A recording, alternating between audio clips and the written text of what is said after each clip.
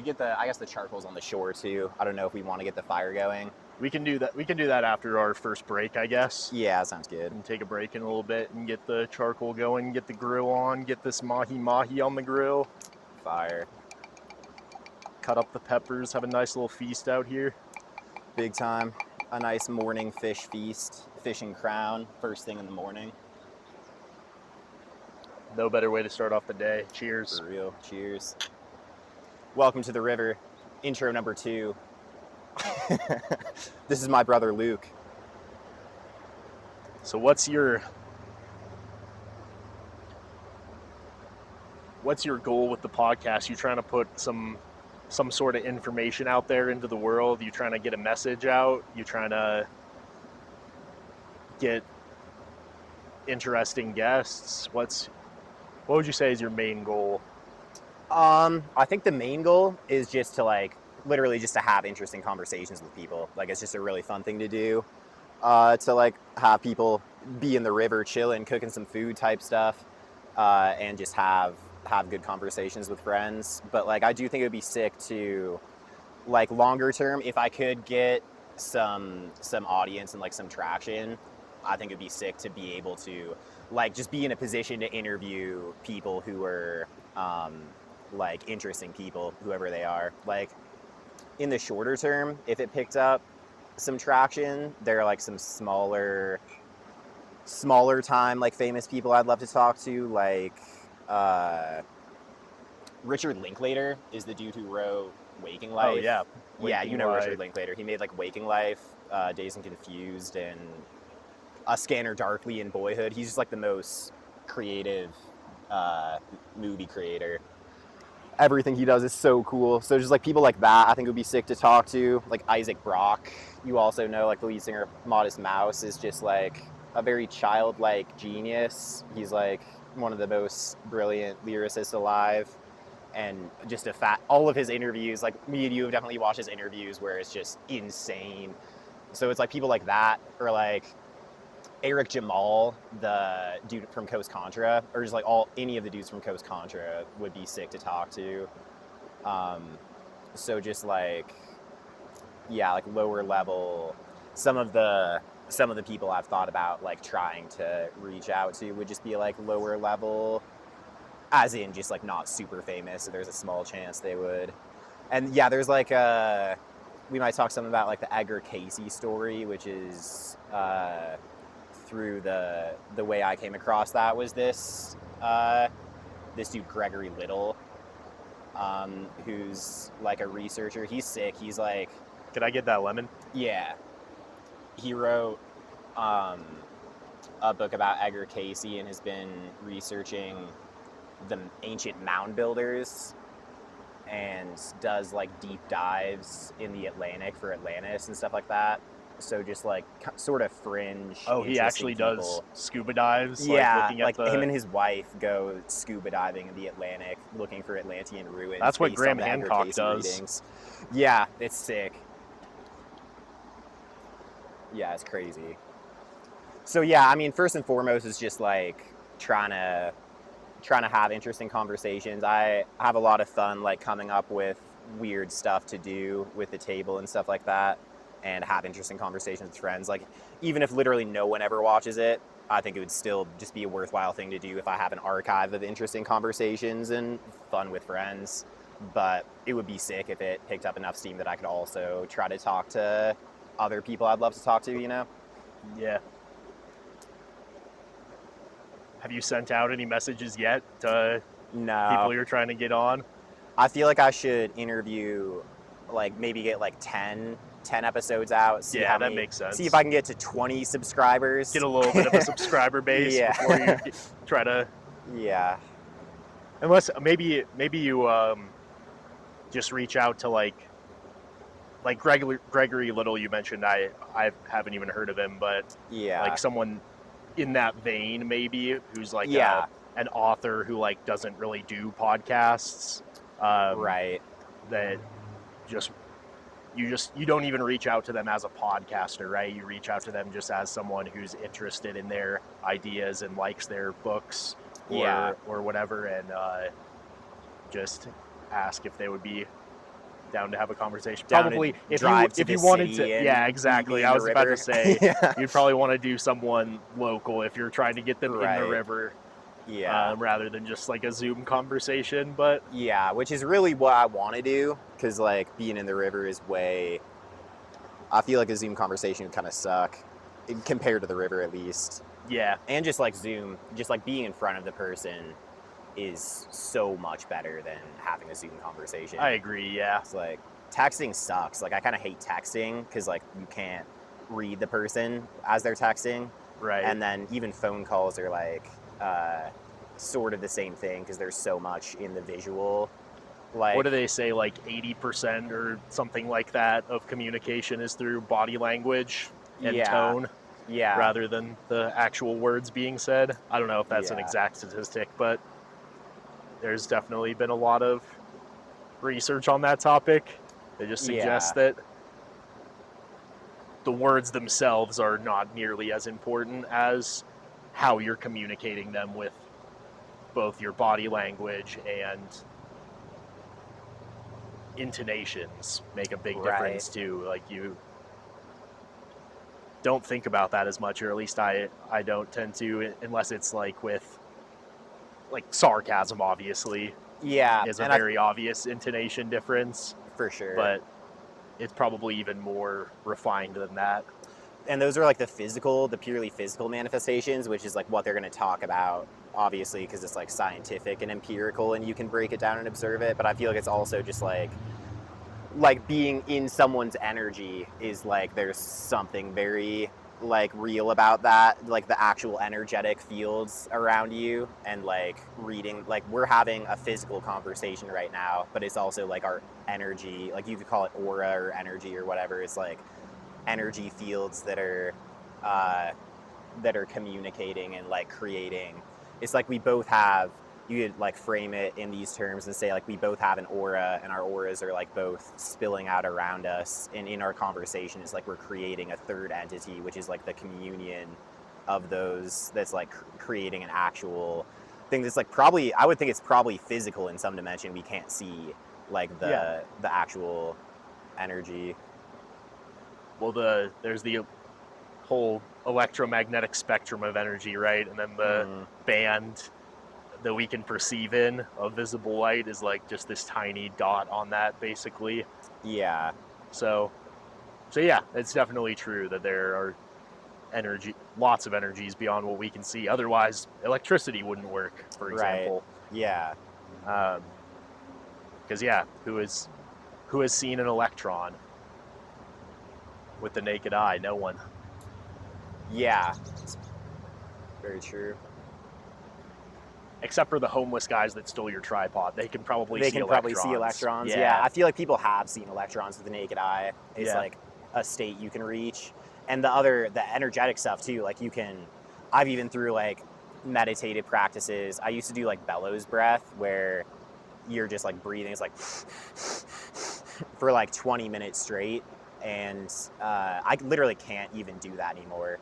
The last time I was trying to do bellows breath, I started bleeding out of my nose and coughing up blood, so I've retired from it.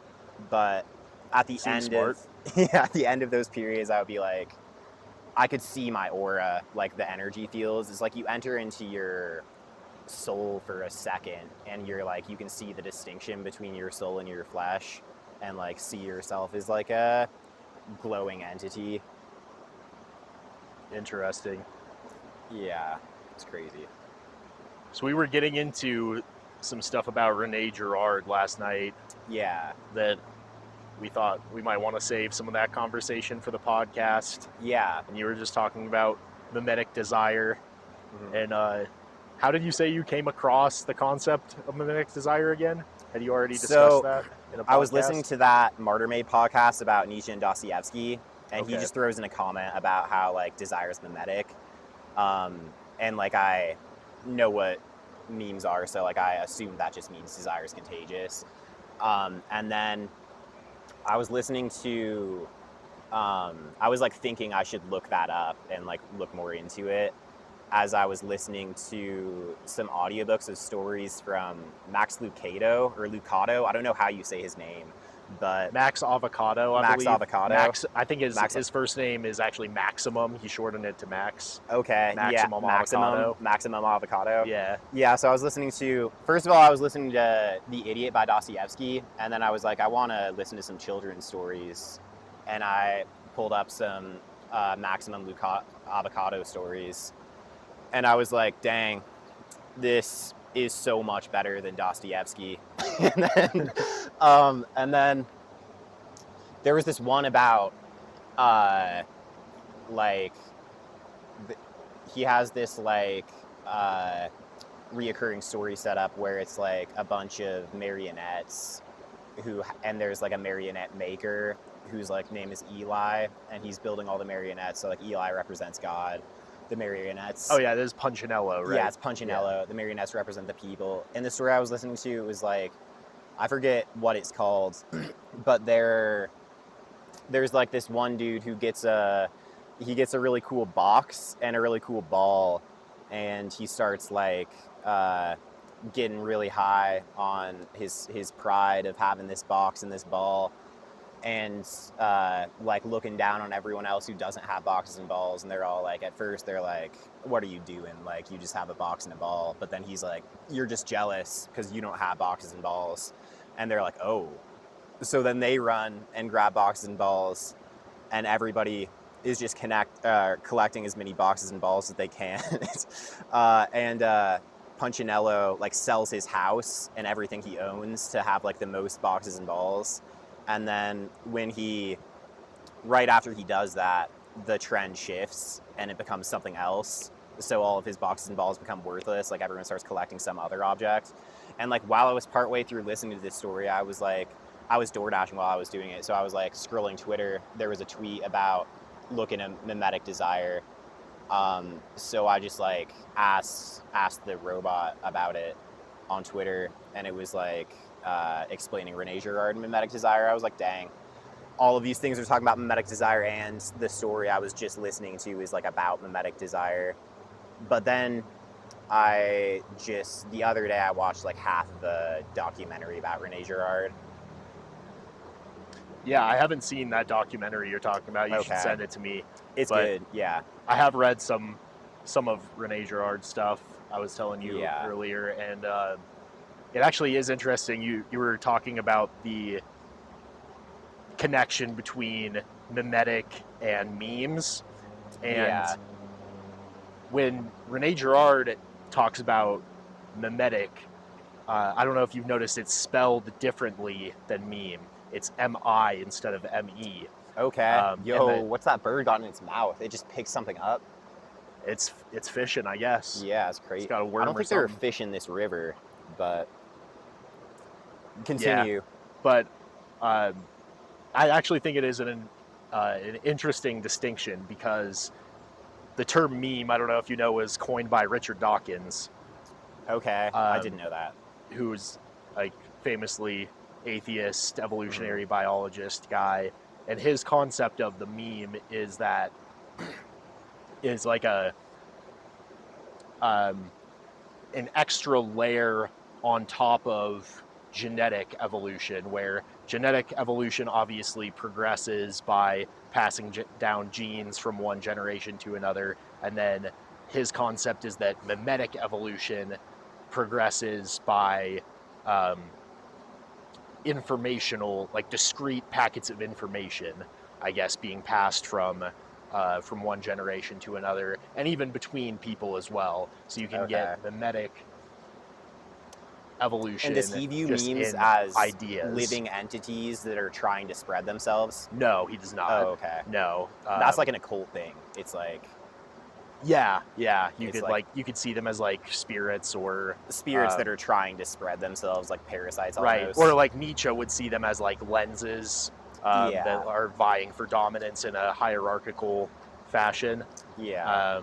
Which I think Dawkins would probably agree with some like that to some extent, but maybe not like the exact language that Nietzsche is talking about them in. Mm-hmm. But what I think is interesting that's different about Girard's definition of mimesis and mimetics is that the root word, instead of being meme, is mime.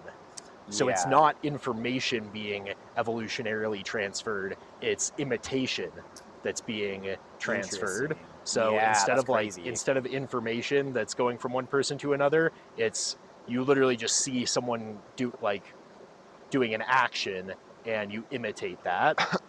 So it's kind of a different concept in that sense. But Mimetic Desire is obviously, like you were talking about in the story, the imitation of these trends of desire, like you desire some Box or a arbitrary ball. object, right? Yeah. A box or a ball. And, Dude, do you think he or knew a what he was doing when he red wrote that? Camaro, you know? Wait, what'd you say? Or a red Camaro, or Yeah. you know, whatever it is. Yeah. Or a fucking, what are those, there's always like some new stuffed animal toy or like silly bands or like these little trends that like everyone's trying to get the most. I remember when I was in middle school, everyone wanted the most silly bands. Yeah. It At the was same like, time, it was happening, and I was in like 3rd grade or something like that. yeah, oh yeah, it was like Yeah. all throughout schools, everyone, and it was just like a fad that lasted like less than a year, you know? I miss the fidget spinners. I wish I had one right now. Yeah. but yeah, those are all great examples of a mimetic desire, and it's Yeah. a very real. It's a very I real feel like it's phenomenon if also, you just look around. in terms of like adorning your personality, it's like people will put on certain ways of carrying yourself will become trendy. Yeah. And yeah, it's like everyone is adorning their personality to try to seem like the most whatever. Yeah, you see cool people that you admire, and admiration is almost like a reflex at that point. It's like Yeah. you can't. It's like in your subconscious layer where you don't. And it's also like fully you were saying understand. with imitation, it's like your admiration is you look to other people to see what they admire in order to inform what you should admire. Right. And Gerard talks about that a lot. I found a little interview clip like maybe 6 or 7 months ago of him talking about the story of Peter during the crucifixion of Jesus, where he's analyzing why even the rock of Jesus's church, like the strongest faith member of Jesus's apostles, would even deny Jesus 3 times among the crowd, right? Yeah. And when you kind of look at the scene, you have like this mob, just mob of people like that are observing a ritual, right? Like it is a ritual that goes on commonly in Roman society. They crucify criminals, and tons of people would gather around and just like cheer and jeer and mock the people who were being crucified and all of this stuff. And Gerard's takeaway from that is basically that what that piece of scripture is telling you that it's almost a very, very deeply embedded human instinct to follow the crowd. Right. And that even the most fervent, ardent, rooted in the faith disciple of Jesus, who, you know, he supposedly saw him like do all of these insane miracles, right? Yeah. You would think that if anyone would not lose the faith in that moment, it would be Peter. But even he fell to the sort of the mob mentality, I guess you could say. I also view it through, like, so when Jesus said, they're about to crucify me, there's like a piece of scripture that says the shepherd will be struck down and the sheep will be scattered. You're all about to deny me. And then Peter's like, I would never deny you. Right. And it's like, Peter like has a lot of pride. It's like right before then, Jesus said, or maybe at this point, Jesus said to him, like, there's a part of you that would do anything for me, and there's another part of you that's like a lazy old dog trying to warm yourself by the fire. And it's like the pride in him saying that he would never deny Jesus is like, he's like calling to himself, right? He's like, I'm the one who would never deny you. And so it's like that, I almost view it as like a response to like pride will be made humble, right? So it's like I almost think like if he didn't have that pride in the position where he was like saying I would never deny you, then he wouldn't have denied him, because it's like God humbles the prideful. So he was like trying to all of the disciples were kind of clinging to the idea that like they would be the greatest, and the I don't know, yeah, like Peter said, I would never deny you very fervently. And then he was also really cold, right? When he denied Jesus, he was like huddled around a fire with a bunch of people and trying to warm himself by it. And so he wanted to stay by the fire. So like that's also. And wasn't it? Didn't it say it was like a young girl who asked him the first time he denied? I think like while he was by the fire. Yeah. I'm pretty sure that too. Like, yeah. I mean, it's just like so many human instincts at play. Like, you don't want to. Whether it was like, I don't know. I don't remember in the story if it was, even if that's correct, but if it was like an attractive woman or something like that, then he would have added incentive maybe to like not be the outcast of the entire mob group, or even if it was like a child as well. Like, what are you doing telling a child like you're the dissident of this entire group, you know? Yeah. Like, actually, you little girl, this man on the cross is the Messiah, and I've been following him around for the last decade, right? I mean, a child would receive that better than an adult would, you know? Right, but it's still like a more of a social taboo, I would say, to tell like why do we tell children that Santa Claus and the Tooth Fairy are real, for example? Yeah. Like, it's almost like you're more incentivized to lie to children to go along with the crowd to maintain their innocence. Yeah, which I think is kind of stupid. It like doesn't actually work. Yeah, like, that's one of the things the idiot says in that direction. In the Idiot, he's like, when he's talking about all of the children he like became friends with, he was like, adults try to hide things from children, but they can't actually hide anything from them, and the children actually know more than they do. So it's like, I think our dad is pretty wise in that way, I would say. You were asking me about being the firstborn. There was, I guess, one kind of story I can relate is, or just kind of a general vibe I got from Dad growing up is, he almost had like, when I would like come up to him when he was working in his office, even when I was like a little kid, like in first grade, second grade, whatever, and I would just like go into his office and ask him something, he would just start talking to me as if like I was one of his college students sometimes. And it was like he was like bouncing off some ideas in his head, and he almost just like autistically just like wanted to recap information that he was just like one time I went into his office and he was listening to like an audio version of all of Einstein's theory of relativity and stuff like that, and I just went into his office and asked him for something, and then he just explained to me the theory of relativity when I was in first grade. That's crazy. Like, yeah, because I remember it because I got in trouble the next day at school by Mrs. Goebel because we were supposed to be learning a lesson, and she like called on me to read something or like see some like solve a problem on the board or something like that, and I wasn't paying attention at all because I was drawing on my desk, under my desk on a note card, like trying to understand what Dad had told me the night before. I like the way he explained it, he was like, "You're in a train, right?" And I think I had just like come into his office.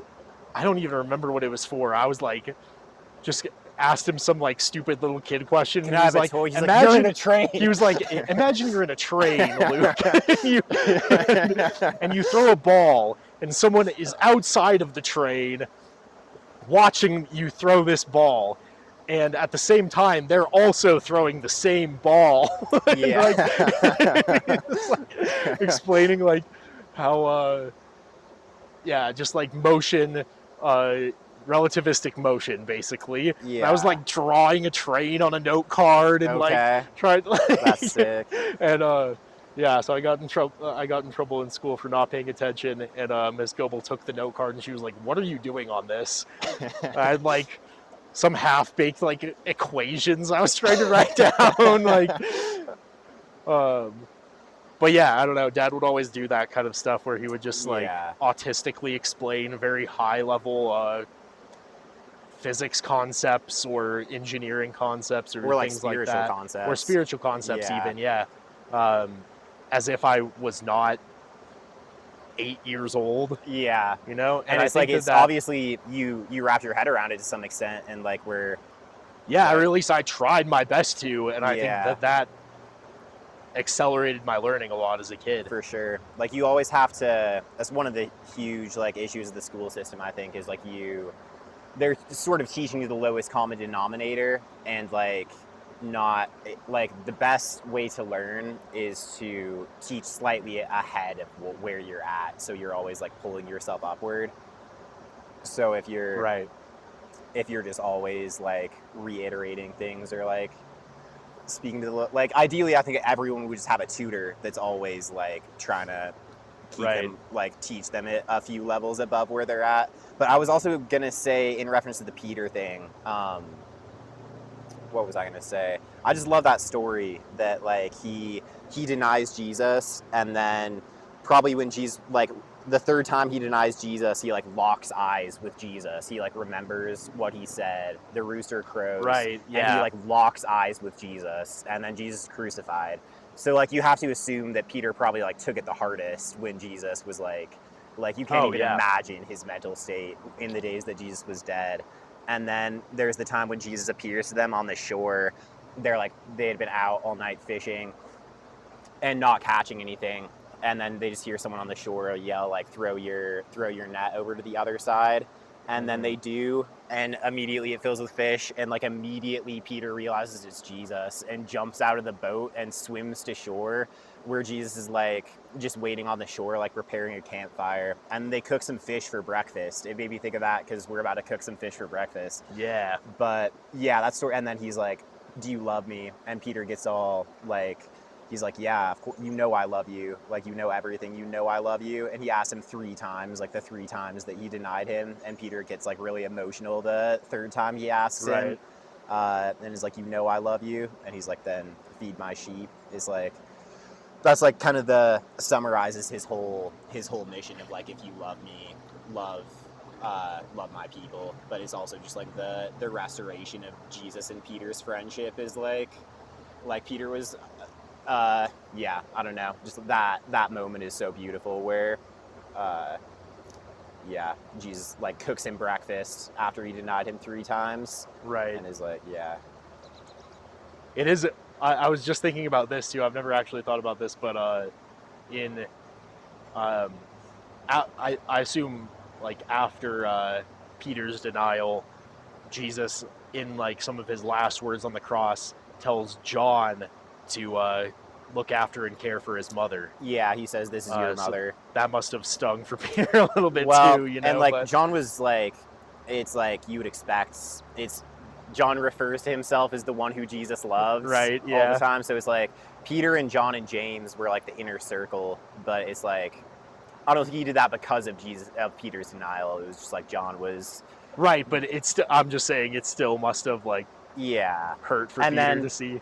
And then Jesus tells Peter, I think while they're having breakfast, like after that, right after, in that same conversation, he's like, "When you were young, you like put on your own clothes and took yourself where you wanted, but when you're older, somebody else will dress you and take you where you don't want to go," in reference to Peter going to be killed for believing in him.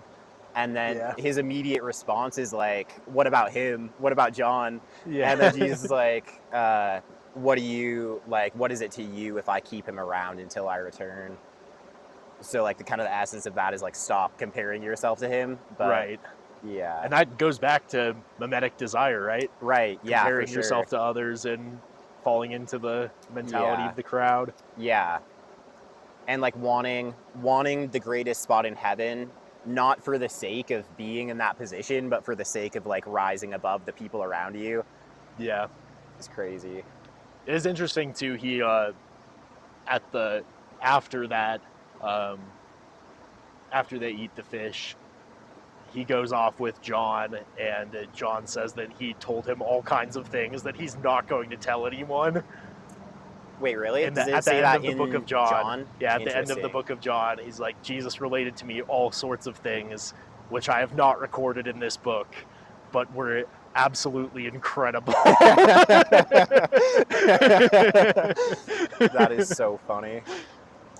In the Gospel of Thomas, it's like, I'm going to barbecue this, but it's like, he tells Thomas something, and basically, like, the other disciples come up to Thomas, they're like, what did he just tell you? He's like, if I told you, you would murder me.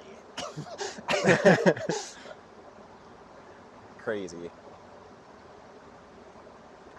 There are still things in this world where if you tell certain truths, you will be killed for. Yeah, for sure. Very truly. Let's get into them. Let's get killed today! Today on the River Podcast, me and Josiah are getting killed for Let's do speaking it. the truths no one is willing to tell. To our 4 listeners. You, the lucky ones, will get to see why me and Josiah got murdered. Yeah, big time. I ain't gonna kill myself. I just want to put that out there before I start saying any of these things. Yeah. I didn't do it. I did not shoot myself in the back of the head 2 times and then hang myself.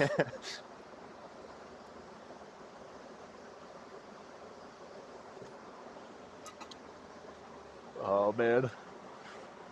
So, Hey. let's calm down the temperature here. Let's lower the temperature a little bit. Oh, dude. Oh, yeah, I was going to talk about that, the book you gave me about Agartha. Okay, fire, yeah. What's it called? I think it's just called, like, I think it might just be called Agartha, but it's by, I don't even remember the dude's name who wrote it because it's some insane French name. But yeah, he was actually a very esteemed historian in his time. I've come across his name quite a few times. All of the royals, like the British royals, the French royals, all were like obsessed with his work, and he was friendly with all of them and was kind of like not exactly a court historian, but like just a very educated historian who'd gotten training from like the top people in the universities, and he had already like very established massive tomes of historical literature, but he became obsessed with Agartha, which is this Indian legend, or to him at least, like I think it probably is in other traditions as well, but to him it was like an Indian legend of this civilization under the earth that had advanced far past what humans had done above the surface in terms of technology and culture and civilization, all of these factors.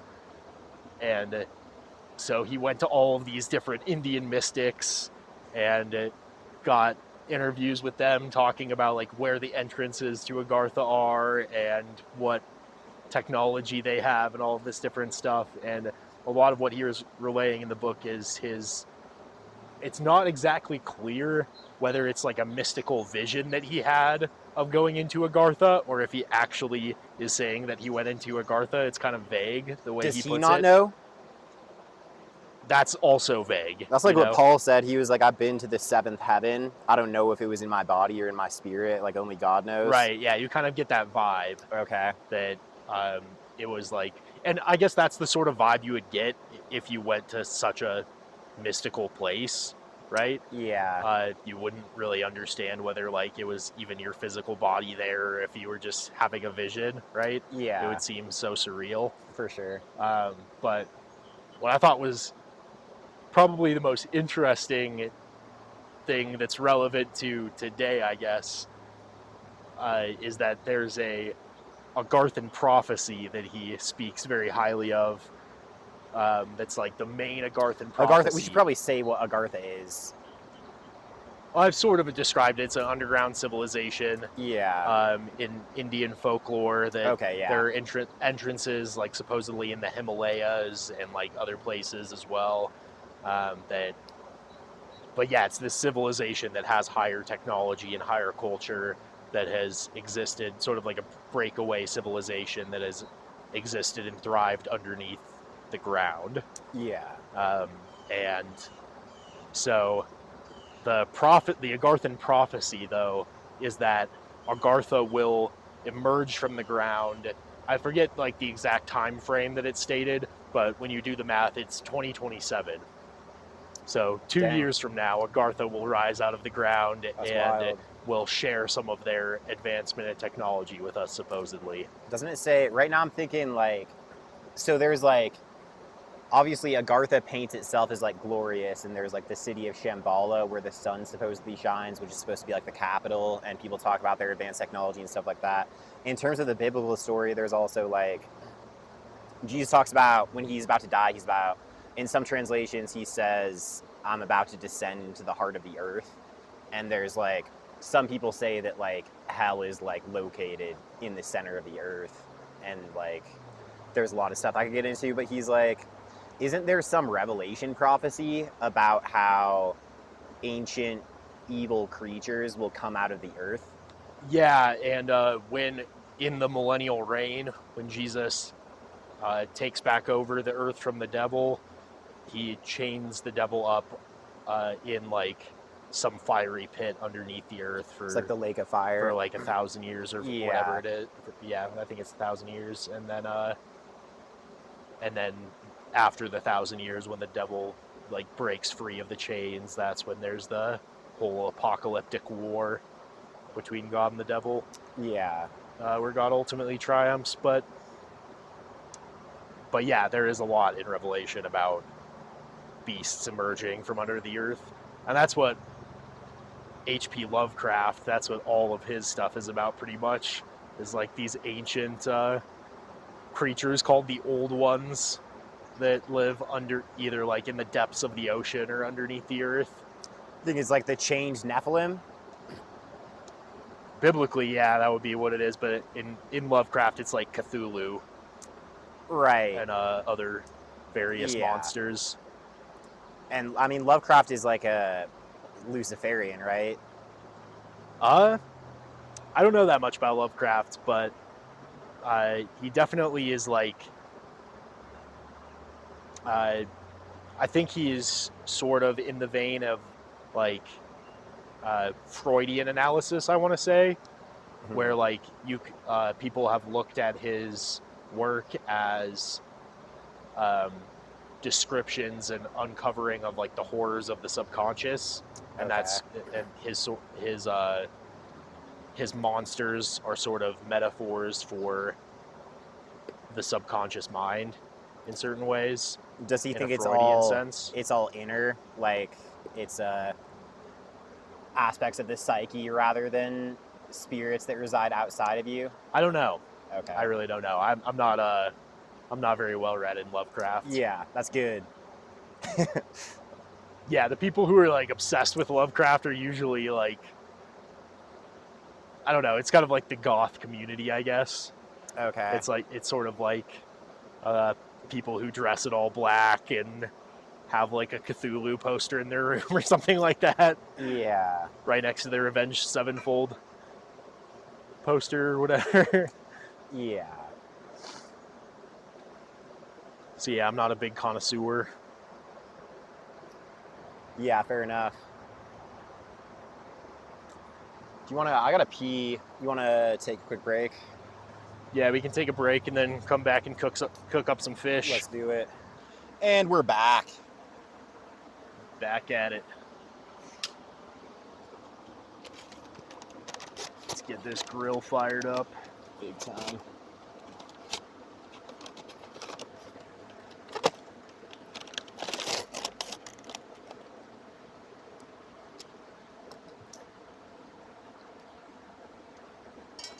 There's so many ways this could go wrong.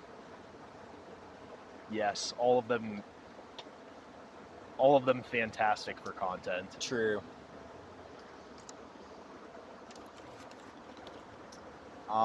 Yeah, I'm gonna load it up real, like I'm gonna put a ton of charcoal in there.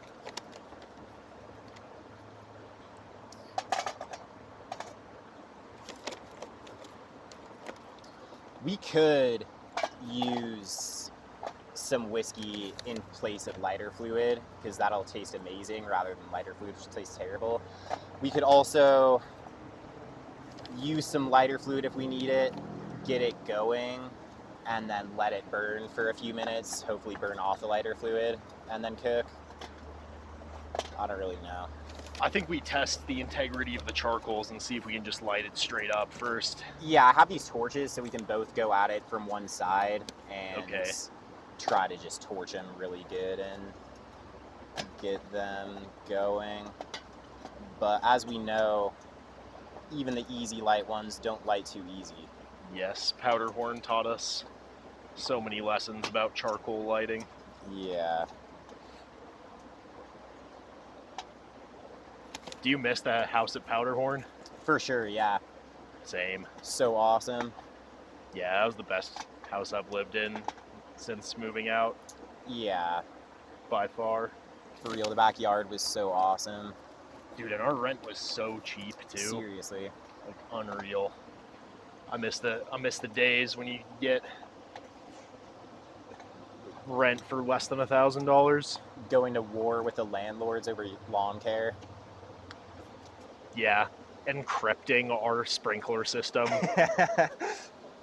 They wanted our Wi-Fi login. Yeah. Barbara was trying to access our sprinklers remotely. Unbelievable. Did you actually encrypt the sprinkler system? I mean, I connected it to our Wi-Fi so that they, like, because it was on, I think it was connected to, I mean, I encrypted it in the sense that, like, you had to know our Wi-Fi password to be able to change it. Okay. To be able to change the timings on it. So they couldn't just come by and make sure that, and, you know, change the sprinkler settings to the point where we were watering the grass 4 times the legal maximum. Yeah, and it was like they were literally killing the grass because they wanted to overwater it a ton and making us pay for it. It was worth it though, that house rocked. Yeah. Just had to mow the lawn once a week. Didn't even do that, and then they had a panic attack. Yeah. Alright, this is going to be hard to lock in. We mostly did it. You think we can just set it on top, or do you think I should actually I think you should take off some charcoals and, yeah. We should have enough charcoals and be able to lock it in. Yeah. We had that Ryobi lawnmower. It was the cheapest Ryobi lawnmower that was just an absolute piece of shit. Yeah. It got the job done. Did it? No, we had to replace it. No, it broke. We had to replace it. It broke multiple times. We had to replace it once, then it broke again, and then we had to, like, jerry-rig it to make it work with all of this random crap.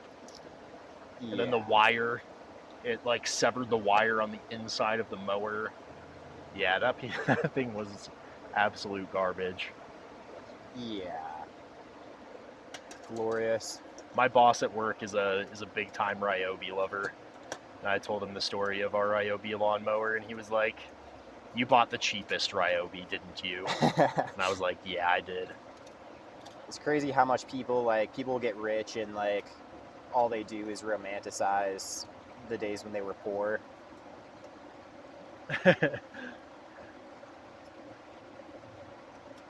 Yeah, it's all about the grind. It's all about the hustle. It's like acceleration is what people talk about, how acceleration rather than velocity is what is fun. Yeah. So, like, getting rich rather than being rich.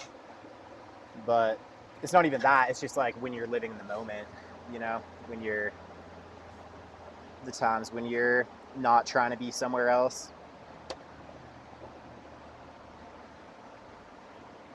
Yeah, but in those times, you just don't. You don't need to look back on the past. Yeah, and whenever you're looking back on the past, it's like not the real thing you're looking at. It's not what? It's not the real thing that you're looking at. Yeah, that's true. I also think that like the past actually does. It's like I think all moments are eternal, and there's like we'll get into it in a second if we're talking about Edgar Cayce, but it's like the idea of like the Akashic record or like the Book of Life, where everything you do is eternal, and it's like everything. Jesus talks about how like everything you say rings eternally, which is crazy because like part of me is like the idea of condemnation or of like holding humans accountable is kind of ridiculous because we're like children. Like the idea that you could like so much of us is ignorance and like foolishness and we don't know any better. And even where we do know better, it's like we don't always have the capacity to make the right choice. So it's like that bothers me. And like the idea that like I don't know, like what you say, Jesus says like you'll be called to account for every word that comes out of your mouth and everything you say is eternal. And the idea that people can be eternally condemned for the transient things they do on earth is kind of crazy. But at the same time, it's like there's this idea that like he says, do you know what scripture Jesus is quoting when the Pharisees get mad at him for saying he's a god? And he says, your scriptures say ye are gods. Do you know what scripture he's quoting? I don't actually know. But it's not like, off the top of my head. That's the idea sort of, is that like we're not children. There's actually something about us that's like made in the image of God and is godlike. So Right. That's why like the idea of our the idea that we're actually accountable for what we do is only valid in light of some idea that we actually are eternal and we actually can be held responsible for these things because we're not like babies, you know? Another way you could look at it, I suppose, is just that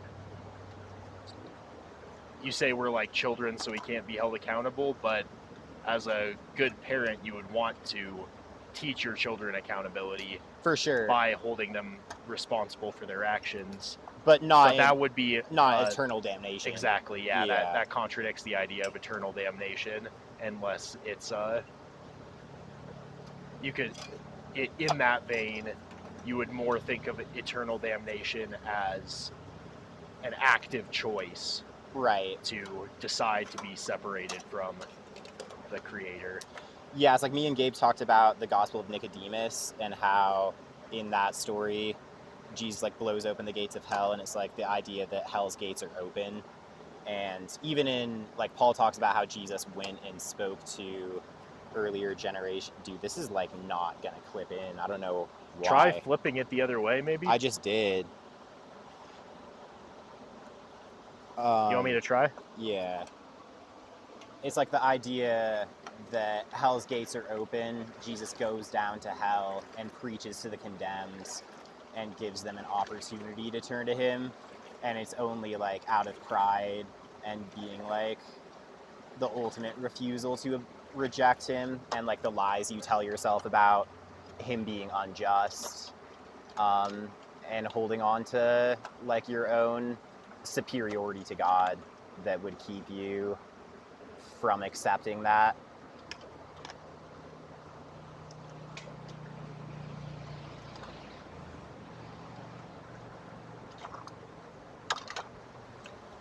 But yeah, in the conversation with Gabe, when I talked about the Gospel of Nicodemus, I was wrong about a couple things. It's like I was talking about Baphomet, and it's actually like Beelzebub is the prince of hell. Baphomet is, I guess, like an occult invention, but Beelzebub is the prince of hell in that story, and then Satan is like the prince of death. So Satan's the one who comes to Beelzebub and is like, I got them to kill Jesus, and then Beelzebub starts freaking out. Oh, let's go. Well done. It was all about the rotation. Okay. And then they all start freaking out. Beelzebub is like, you're sending him here? Like, the guy who took Lazarus from us is coming down here now? And then he knows that he's gonna come down and like blow open the gates of hell. It's like quoting that psalm where he's talking about like, open your gates, ye ancient doors, that the King of Glory might come in. And then Beelzebub is like, Satan, this is all your fault. You go fight him. If you're so great, go fight the King of Glory. And then he tries to, and Jesus like binds him. And then Beelzebub and all the demons mock Satan while Jesus like sets all the saints free and like keeps the doors eternally open and like breaks the powers of death.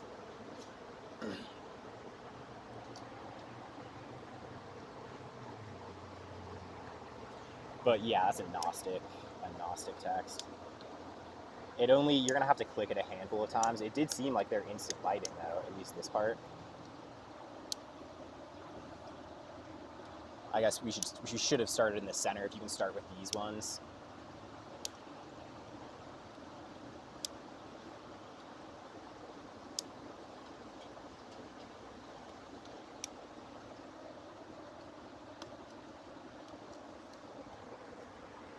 It's going. Let's go. All right, let's don't know move if the lighter it'll fluid spread. away from here. Yeah, good call.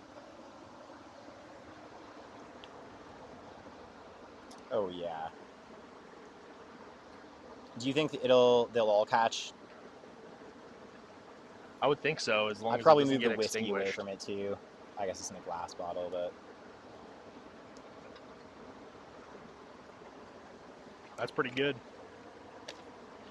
yeah, let's go.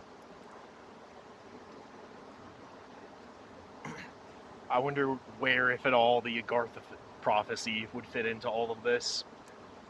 You know, what if,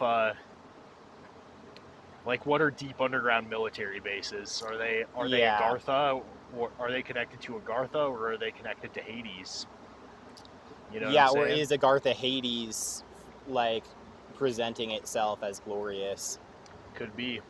It's like in all of the Native American cultures, they talked about how there's a gigantic tunnel system connecting like all of the wonders of the ancient world, and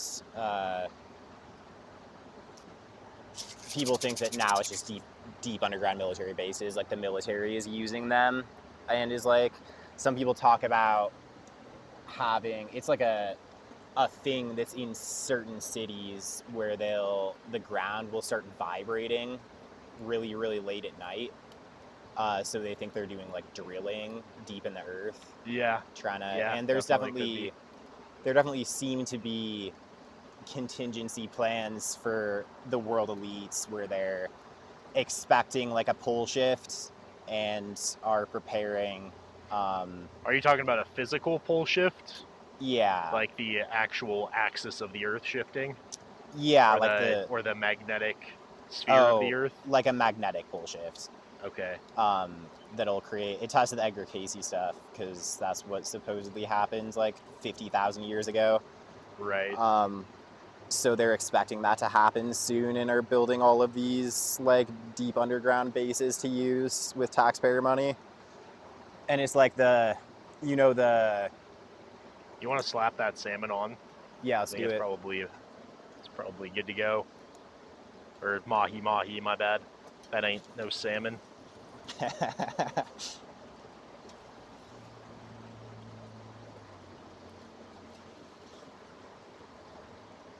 You know the video in Switzerland where they're opening up that new tunnel that's the deepest tunnel ever dug, and they're doing like a huge, Is it a overtly CERN? satanic ritual for it? Yeah, it's actually For CERN? the CERN thing. Yeah. Where they're doing CERN stuff deep in the ground. Yeah, they're doing testing with the particle accelerator. And they're saying they're communicating with entities with the particle stuff. I don't know anything about the science behind it, but I've heard them say that they're communicating with demons. Basically, it's a big machine that smashes subatomic particles together, and then they just see what happens. So that's why it has to be so deep underground, is because you don't know what is going to happen when you smash subatomic particles together that haven't been smashed together. Yeah, just that's see what it fair. creates. And yeah, it's weird. Like, I don't know that much about it, but obviously they're subatomic particles, so the scientists that are working there can't see anything that's happening. They just turn the machine on, and then they have these like high level instruments that are giving them readouts, and then they have theories based on all this complex math that are predicting different readouts for different particles that they're shooting, and then they see how close the readings are to what their predictions say to test the theories. But Okay. there's a lot of weirdness to it because there are lots of particle accelerators around the world. Maybe not lots, but there are like a number of them, right? And they're not.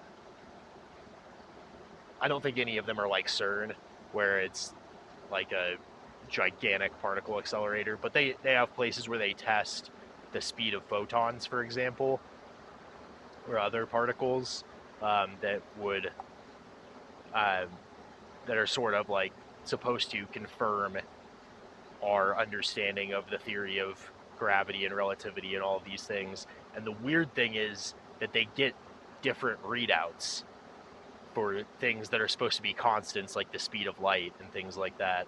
Mm-hmm. So there's this book called The Three Body Problem that I read like a few years ago. That's sort of the premise of the book is trying to explain that.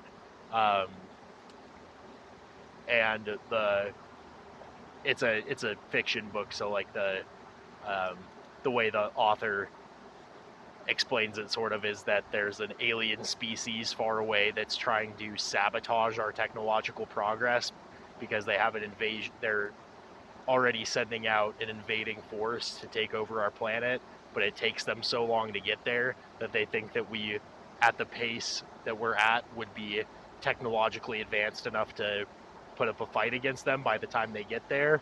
So what they need to do is shoot photons encoded with these like super tiny microchips, basically, that fuck with all of our scientific instruments to make us to set back our physics programs. So it's pretty funny. That's crazy. Yeah, it's like a crazy book series. I haven't read the whole, like all of the different books in it, but It's fiction? Yeah, it's Okay. it's one of the most popular Chinese fiction books of like recent history, and it became really popular in America too. But it was actually like parts of it were redacted by the Chinese government because in the first chapter, the author portrays the book starts out with a scene from Mao's revolution and the student riots. I don't know if Okay. you've read anything about Mao's revolution, No, but I don't know a anything big about it. part of it was student riots, where the students literally like had these protests on university campuses, and they were hanging their professors from light poles, and killing professors and stringing them up on light posts for believing certain things about literally for saying that capitalism is good or something like that, Yeah. basically anything that went against Mao's communist rhetoric. And so the first scene of the book is Bro, this fish is gonna get. It's already stuck to the grill, but yeah, that's I won't try to flip it until we gotta flip it then. yeah. You think it'll release once it gets hot enough? Is that how it works? Maybe I don't know. I'm not an it with expert oil in or something. cooking fish on a grill like this. Yeah. We'll figure it out as we go. Yeah. But yeah, it seems like it needs to be more cooked. It also seems like the coals are kind of going out below it. Yeah, maybe we should. I'll try to reignite over here, maybe. Pour some whiskey on top of them. Let it drizzle down and ignite the flames. It's really hot. On top of the fish? Yeah, and then let it drizzle down below it. First of all, it'll be great. Watch out though, so the flame doesn't. Don't let the flame climb up into the bottle. If it ignites. Nice. Hell yeah. Should I hit these ones or? Yeah, you're closer.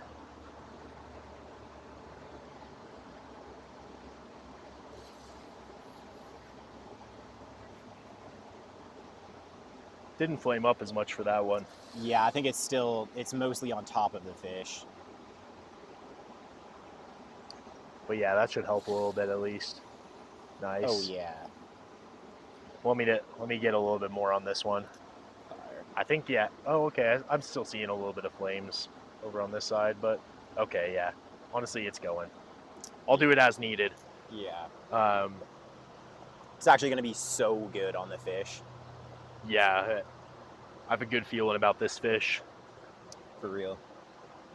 But yeah, anyway, so in this book, this girl basically sees her dad, who's a professor at one of these Chinese universities, get killed by a student mob for refusing to denounce Einstein's theory of relativity. Oh my gosh. Which I don't even I don't know how accurate that is at all. Like that doesn't.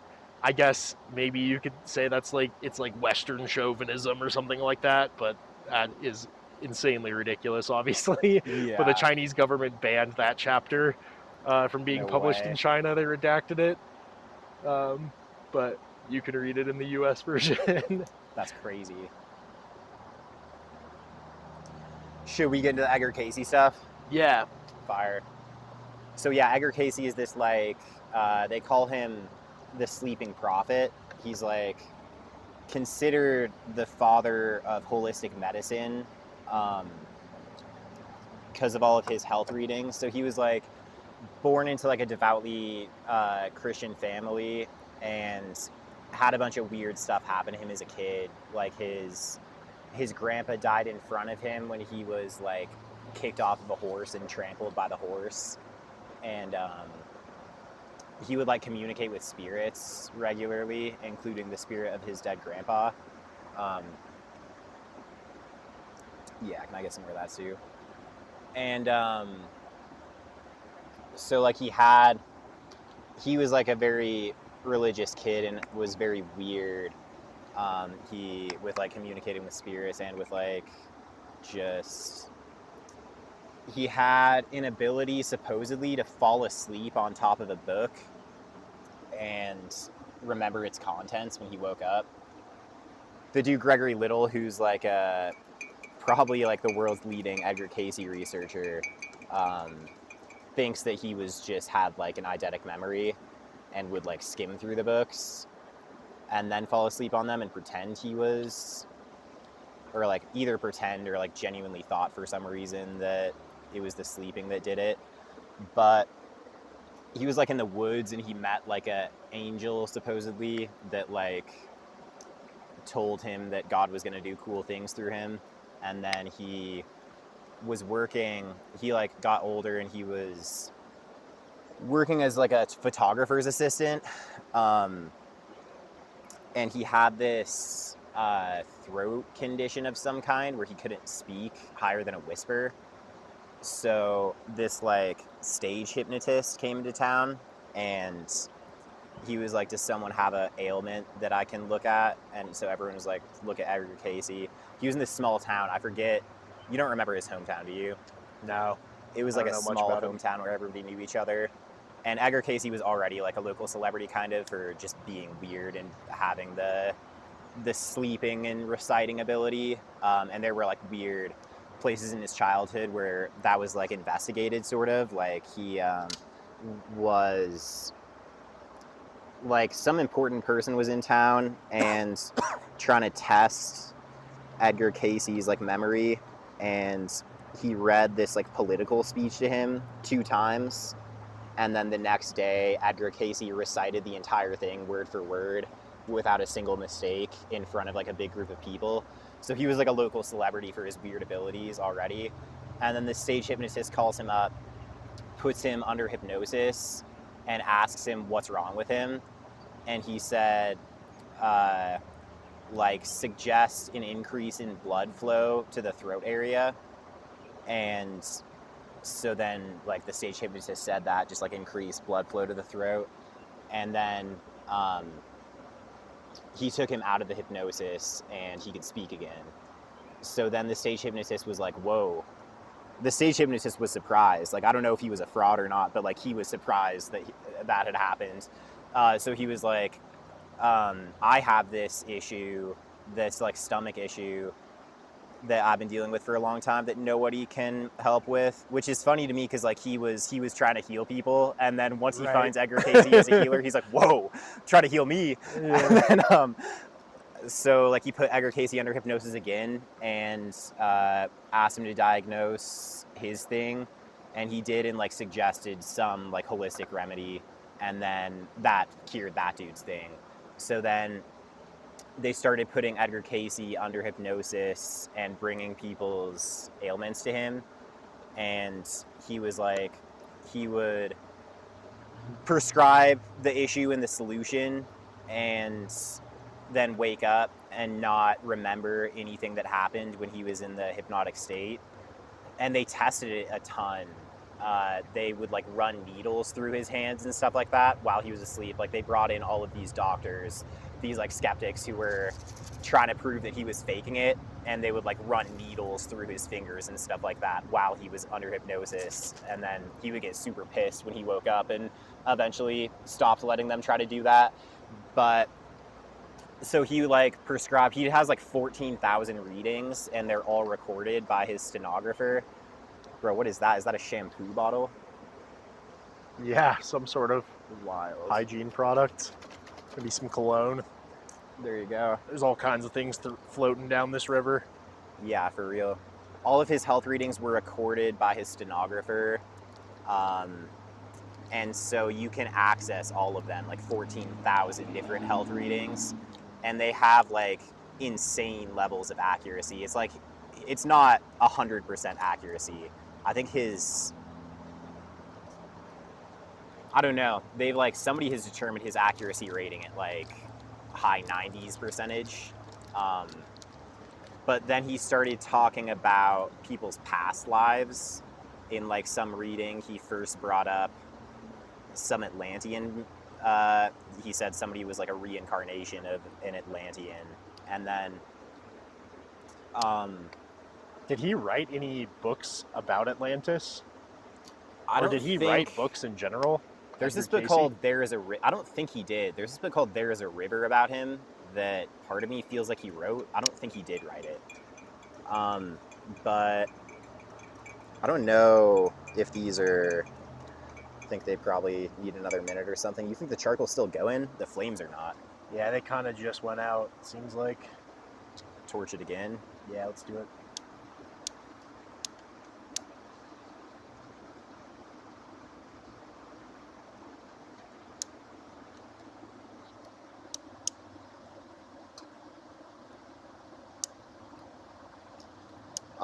But he was, so like he didn't remember what was happening when he was in the trance state. And so when he woke up and he'd been talking about Atlantis, he was in past lives, he was like really freaked out because he was like a devout Christian, right? And then he was, him and his family were all super freaked out by it. But he was like, they talked about like the part in the Bible where it's like John is Elijah, John is the prophet Elijah. So it's like there's seemingly like a little bit of biblical support maybe for either like reincarnation or the idea that just like the spirit of someone can be, I think depending on the translation, it's just like either John the Baptist is the prophet Elijah reincarnated, or he just like is imbued with the spirit of, he like has the same sort of spirit that Elijah the prophet had. This lighter kind of sucks. Mind if I use yours? Yeah, I think they both don't stay on, really.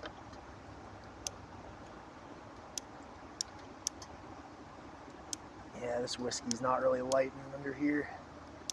But Edgar Cayce and his family were like, we're going to continue these. We'll just keep doing the readings until they cause some kind of harm.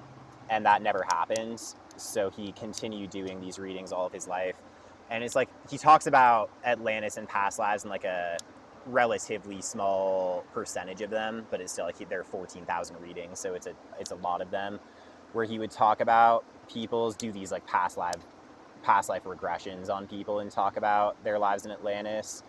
And the story is crazy. It's like, whether, I don't know what I think about it. I just think it's a super interesting story, honestly. It's like he talks about Atlantis, like story of human origins he tells is that like humans began originally, we were like more like thought forms or spirit entities that weren't embodied physically, and then about 10 million years ago they started incarnating in lemurs.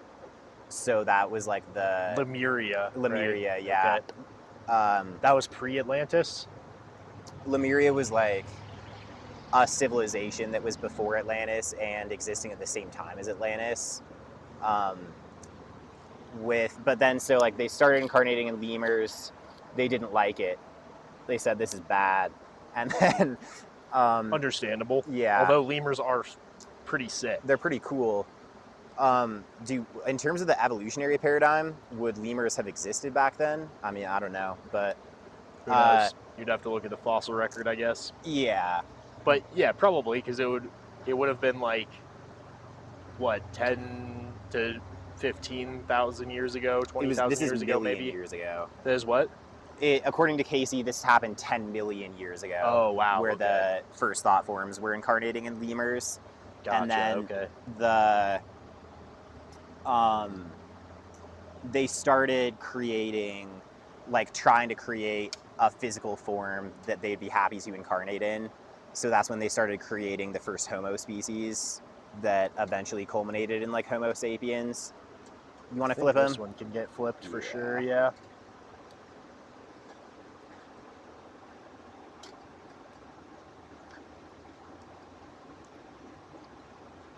Oh yeah, they're looking pretty good. Yeah. On this side.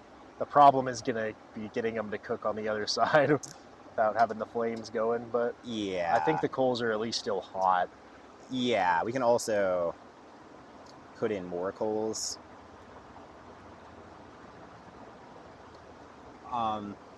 So then, yeah, they were creating the Homo species, trying to get a good body to incarnate in. And then, like, the civilization of Atlantis came up, like, this is like 50,000 years ago, the timeline, or like a little bit more than that, like 100,000 years ago or so. Okay. That Atlantis and Lemuria were starting to, like, come to prominence, and Atlantis was like a maritime colony with the concentric circles. It was like a little island, and they built those circular channels around it to feed their crops. Like how Plato described? Yeah. And there were, he said, like, originally in Atlantis, there were like, they were like selfless. And it's like the original story of physical incarnation was like egoless. So it was like still an unbroken chain of communion with like the living God sort of happening in their consciousness. There was no like fracture yet.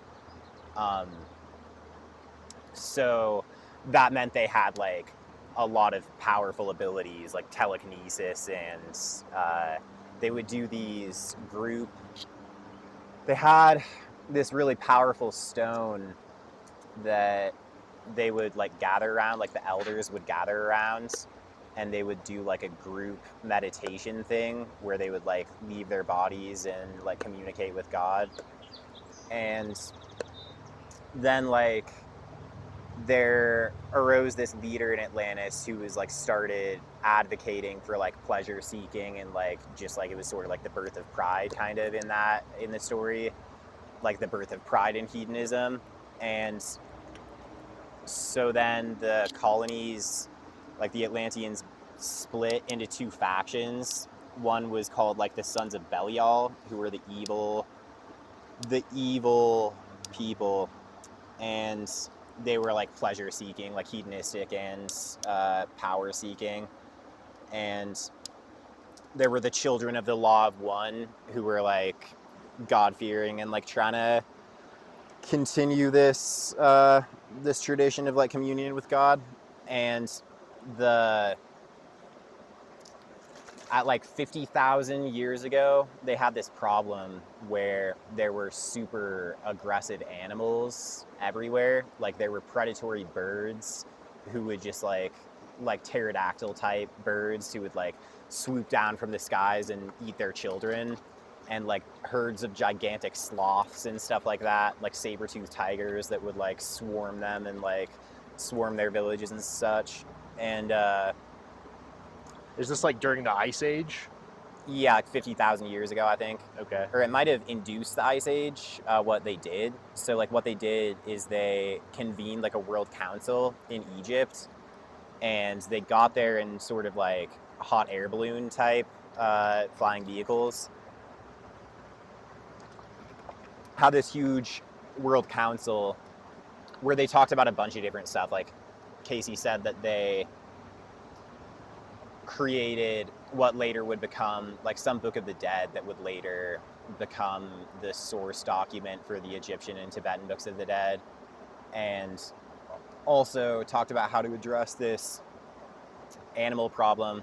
And it was like the sons of Belial who wanted to take the really powerful stone they used to communicate with God and use it as like an energy weapon against the animals. And like the sons of the Law of One were against that. They were like, just like pray to God and help him, like ask him to solve this problem. But the sons of Belial like stole the stone and used it to as an energy weapon to try to take out these massive herds of animals, and that created a magnetic pole shift that like created the first cataclysm that destroyed. So that would probably be like at the end of the Ice Age. This like was global like flooding, maybe. Cayce's dating is like 50,000 years ago. This happened. Okay. That bird is like, it has something in its mouth. It's trying to pick up. It looks like just a reed. I don't see it. It's right there. Oh yeah. It's crazy. Making a nest, probably getting some twigs or something, maybe. What'd you say? Maybe making a nest, getting some twigs for a nest or something. Yeah, true. Oh yeah, it looks like it. And then, so yeah, that created a pole shift that was like the first cataclysm.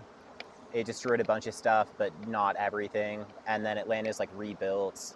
They rose to even like greater technological power and prominence than before. They were like the maritime sort of like trade center of the world. Mm-hmm. And there was still this like ongoing conflict between the sons of Belial and the children of the Law of One. And that like kept going. The sons of Belial created this like animal human hybrid slave species that they were using to get their construction done and all that kind of stuff. And what kind of animals? Just all sorts, or was it like a specific? I don't know. It was like they're like described as like terrifying, like abominations that were like created in a lab as like a slave species. And like, we might not be that far away from that in modern day. No, for sure. Like they're already doing that kind of stuff. Yeah, I mean, there are definitely experiments going on. I know like the Chinese are using human-animal hybrids to harvest organs for transplants and stuff like that. Disgusting. And then I don't know, I think the sons of Belial were just like leading more and more, like getting more people on their side, and like the conditions of the society were getting just like terrible, like similar to like Cayce thought that all of this was real and was like leading up to the flood narrative. So like in the flood, it was like all of the world was like had turned against God and was only serving themselves. So they had all of this like advanced knowledge that they were just using to glorify themselves and like obtain power and feed their hedonistic impulses. And forgetting the source of the second cataclysm, it was like a flood, but it might have been brought on by a specific thing, like maybe in the war between the children of the Law of One and the sons of Belial, they like created this second cataclysm. I think Plato talks about it in his narrative of Atlantis. Like he kind of uses it as like a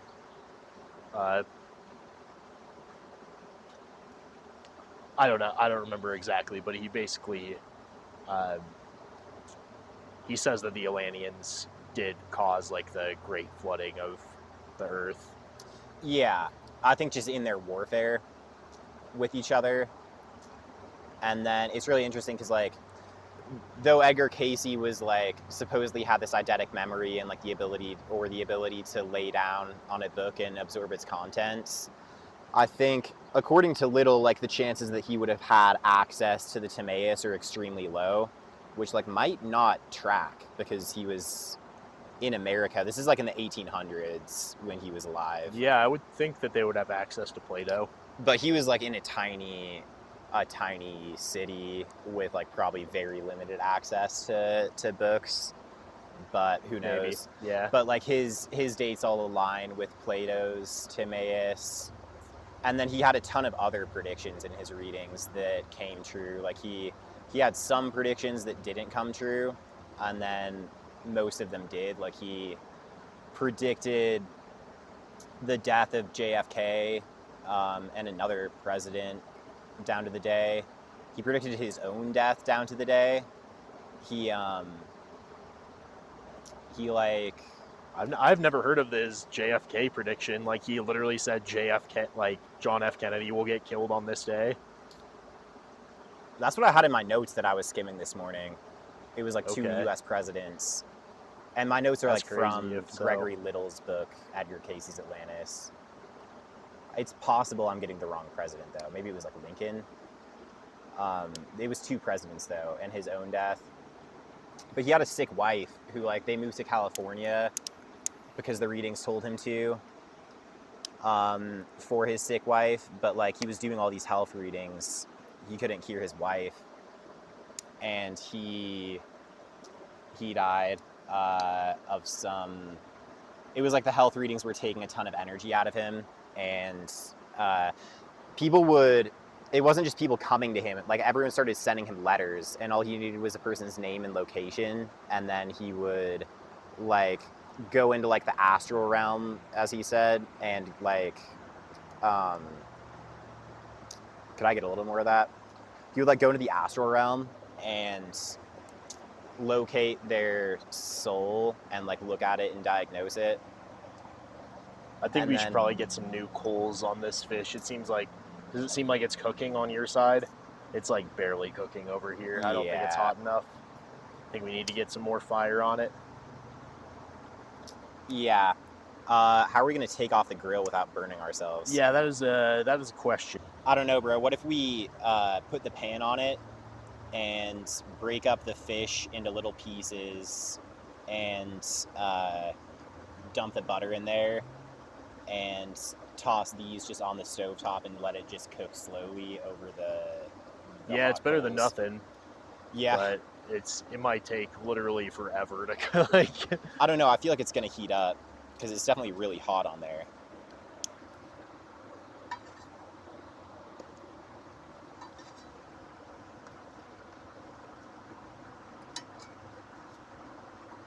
And then should we cut up the fish? Yeah, I Yeah, think a that's little probably bit. necessary. This is gonna be difficult to. Yeah. Let's see. It's already pretty cooked. I know it really is. Like this is already edible for sure.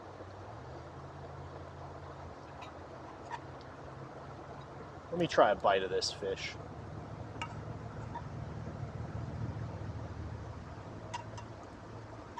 It's definitely not where we want it to be, but Okay. In terms of heat or cooked? both. Okay.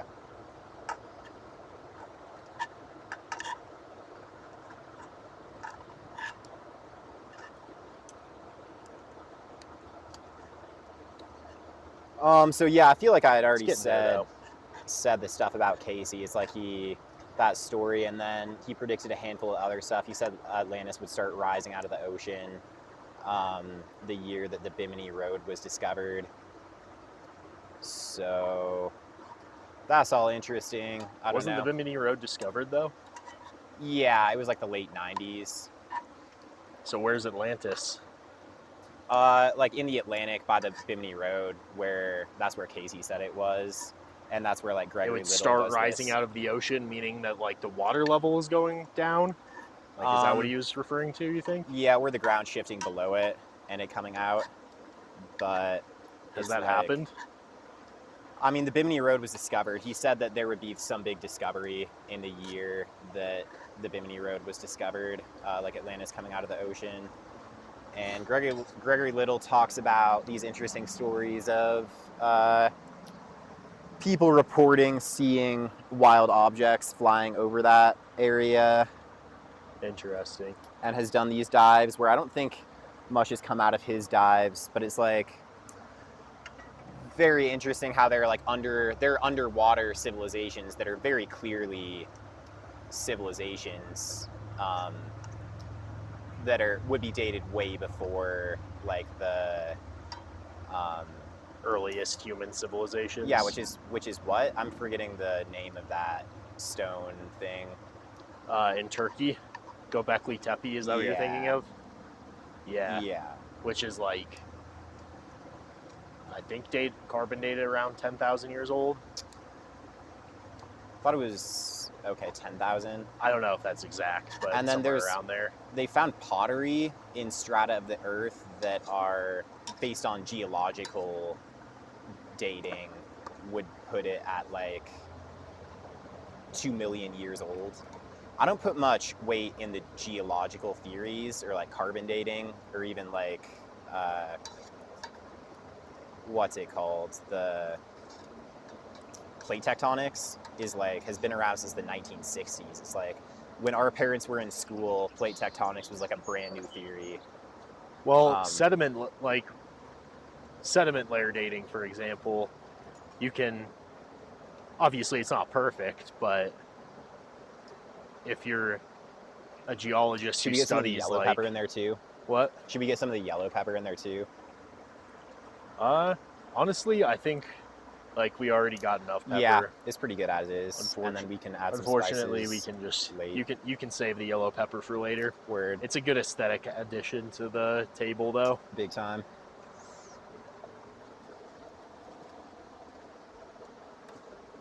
What were you saying? Yeah, I guess just sediment layer dating. You can sort of get an idea of just by it is sort of a guess, right? But it takes time for sediment layers to build up and geologic events to happen for like something to be like mini layers of sediment down in the earth, right? Yeah. Obviously, but we don't know what happened, and there's so many events that change that. So. Yeah, but you can at least know that like many major events would have had to happen for like this many sediment layers to have occurred. Right. Yeah, that's fair. Or like the dude who looked at the Sphinx and said that there's water erosion on it, which would have meant that supposedly it's just like that's what I don't have a lot of confidence in is when they go there's water erosion on the Sphinx, therefore the Sphinx has existed for 50,000 years or whatever. It's like there's so many events that we don't know that influence the geological territory. So I don't think you can really say with any confidence that this strata of the Earth is 2 million years old, for example. Yeah, that's fair. And carbon dating, I don't know. I'm not an expert in it, but it does seem to have a pretty solid scientific basis for estimates up to like, they say around 50,000 years is where it starts to get pretty iffy. Yeah. But it's just the degradation of the carbon molecules over time. Like that's something that we can test, and it's a pretty constant value. So when you see a certain like level of degradation in the carbon, then it can give you a pretty accurate estimate, supposedly, at least. Yeah.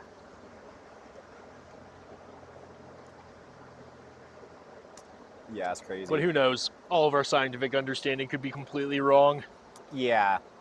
And just like, I was going to talk about, I don't even know if I have anything interesting to say about it, but it's like the nature of prophecy and the Edgar Cayce stuff. It's like in some sense, the fact that he was wrong about anything kind of means that it wasn't God he was communicating with, you know? Or at least that it wasn't God all the time. Yeah. You know?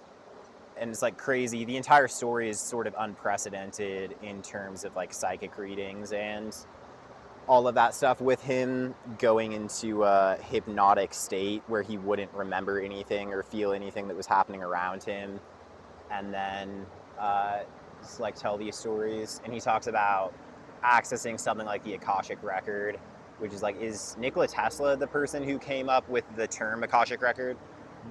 No, I think that's a. Is it an ancient? Yeah, I want to say it's like an ancient, like Indian mysticism.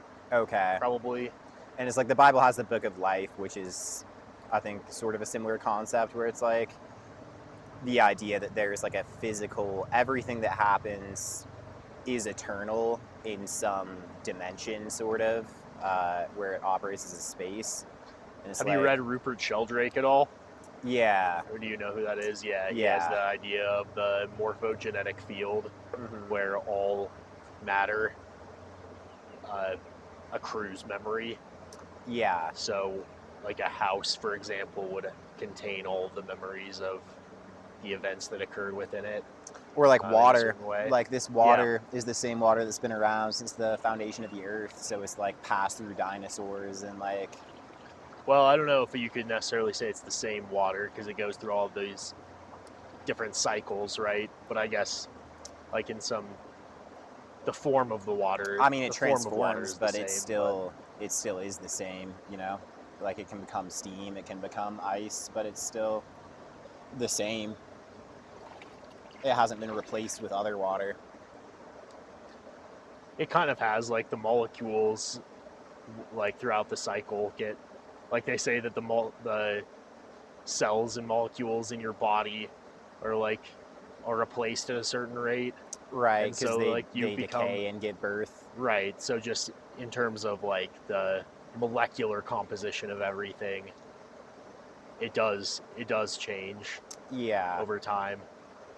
But yeah, it is weird how that happens, but like the form of things stays the same.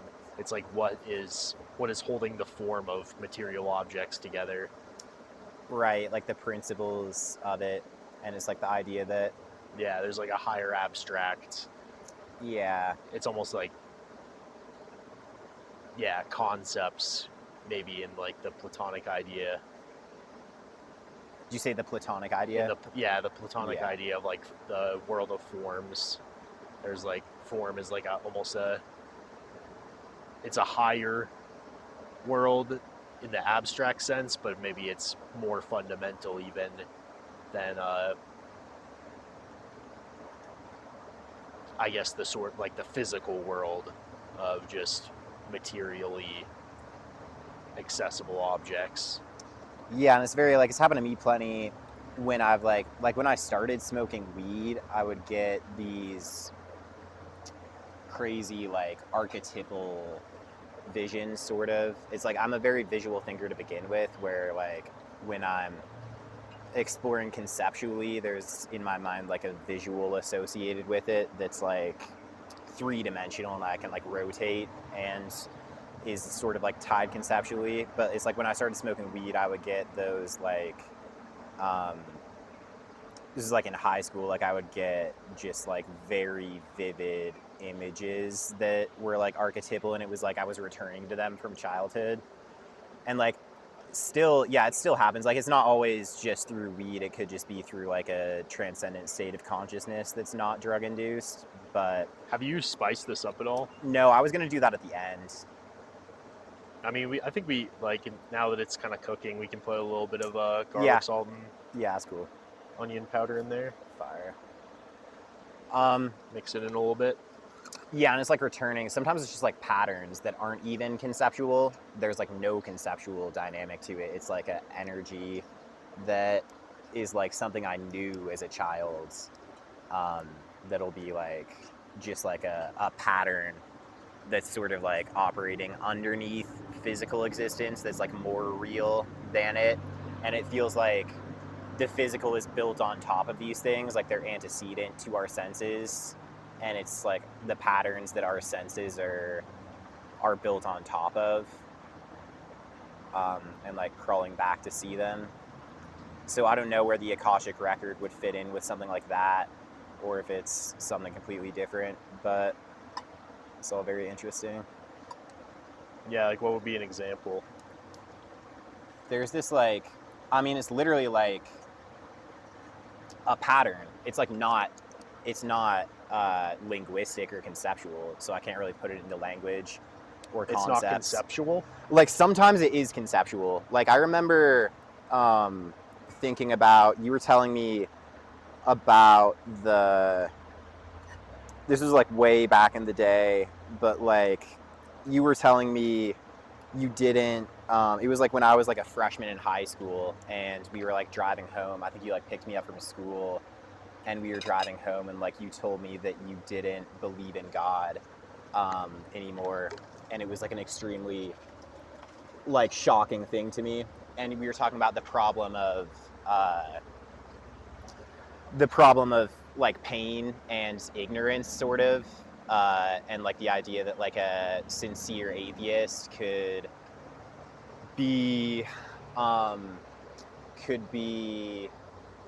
like very sincere in their approach to life and rejected by God just for like reaching the wrong conclusions. And then I was like thinking about that sitting on the couch in the living room at Curie, and was thinking about like that problem and like the interplay between like free will and determinism and stuff like that, and trying to conceptualize, just like justify that concept. And as I was doing it, it was like building a tree, and like the roots of the tree were, I saw it very vividly. I can't really conjure up, I mean I can conjure up a tree in my mind right now, but not that one. It was like very vividly as I was like building a tree in my head, as this just like free will interacting with it was like, yeah, like the idea of free will and truth as like actual things.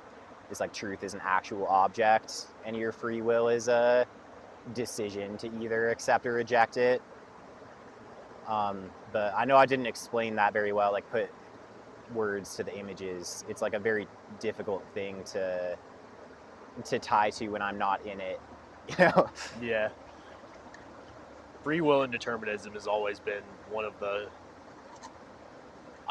most fundamental philosophical concepts, just in terms of like, I guess especially in the concept of God and theology. Like it's very controversial, right?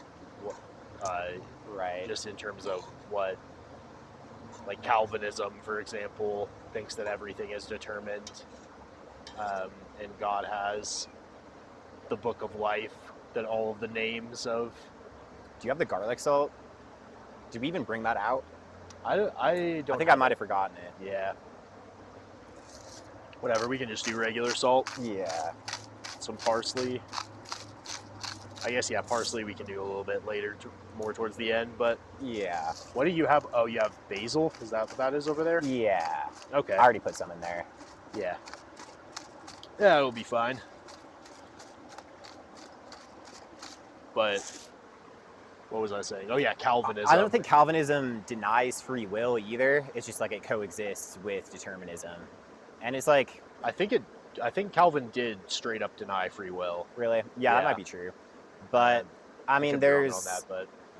a sense in which it's not even a logical contradiction, because God can know everything and have written everything before time, including the decisions you're going to make with your free will.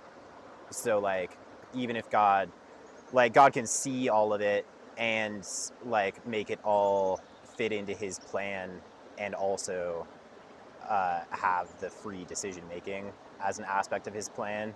But it's like the fact that he can see it doesn't mean that he's like imposing his will, replacing free will.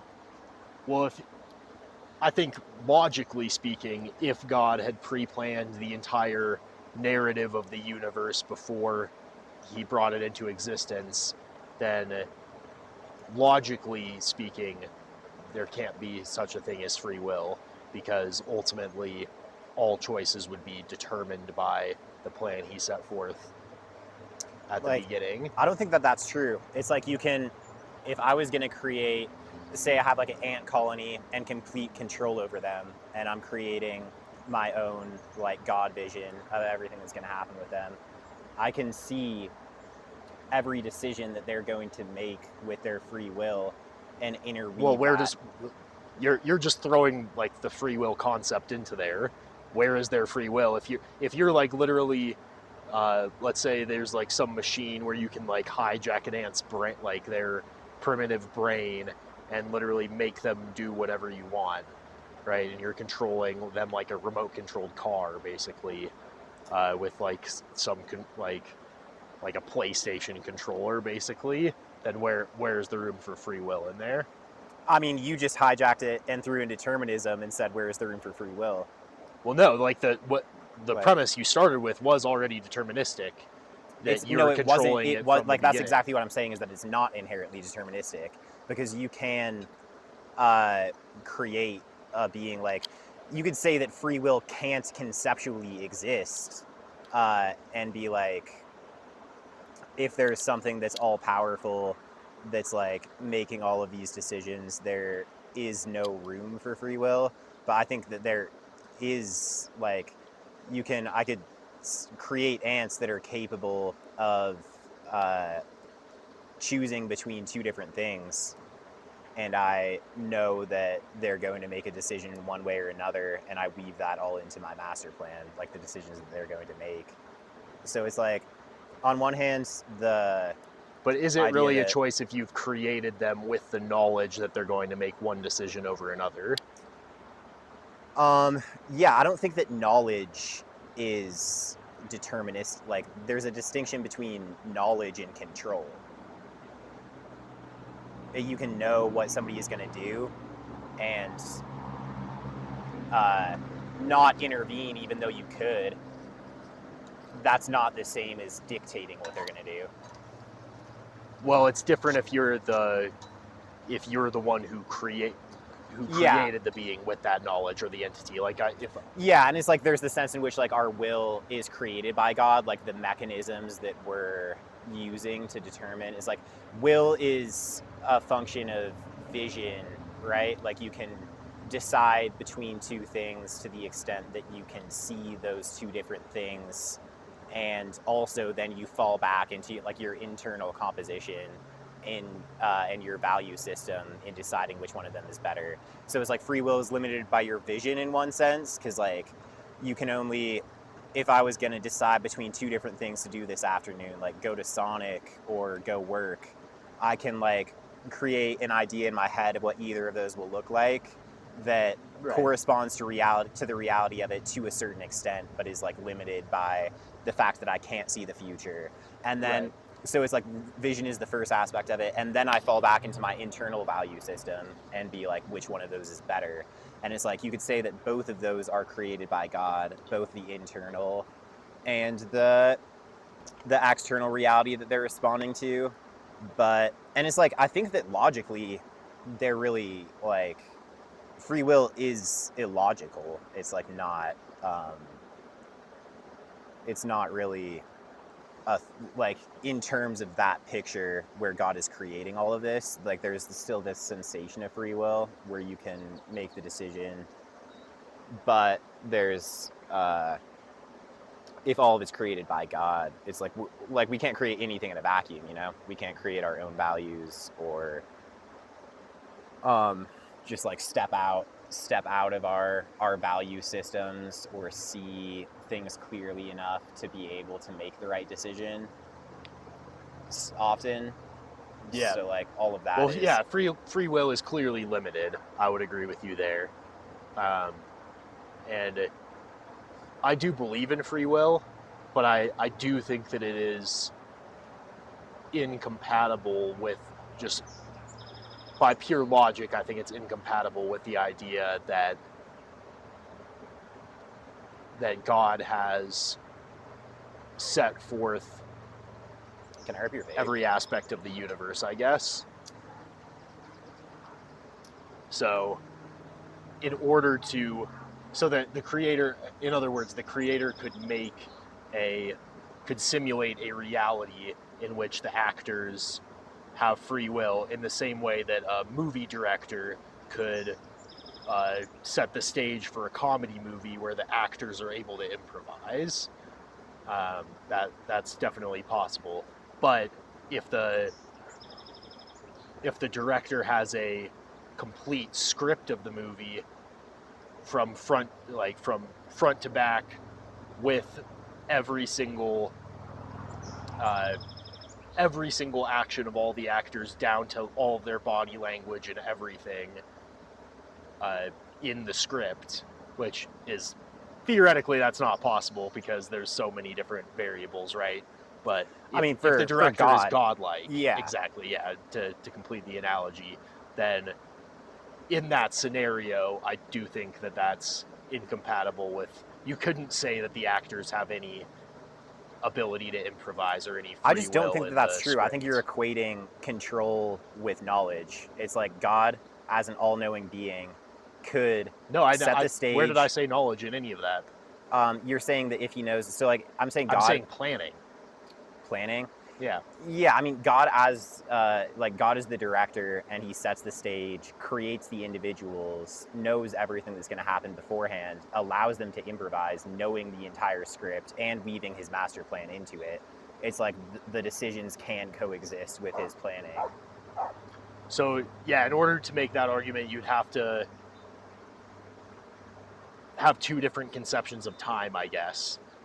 So like, which there are. It's like God is outside of time, is eternal. Right. And so you have to you conceptualize God as being outside of time, and that's how he has the knowledge of everything that occurs in the universe. But in the same way, it's almost like you would have to imagine God's full knowledge as the full knowledge of. One way to think about it is that free will for humans is like a decision tree.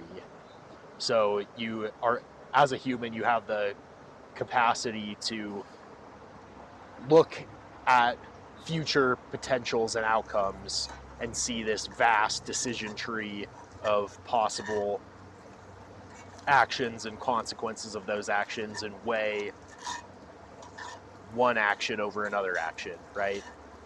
And that's in time, that is the seated within time, that is the perception of what it is like to be a human. Yeah. But as a being outside of time, you would have access to all of those separate knowledge trees and all of their various forms and how they're all interacting.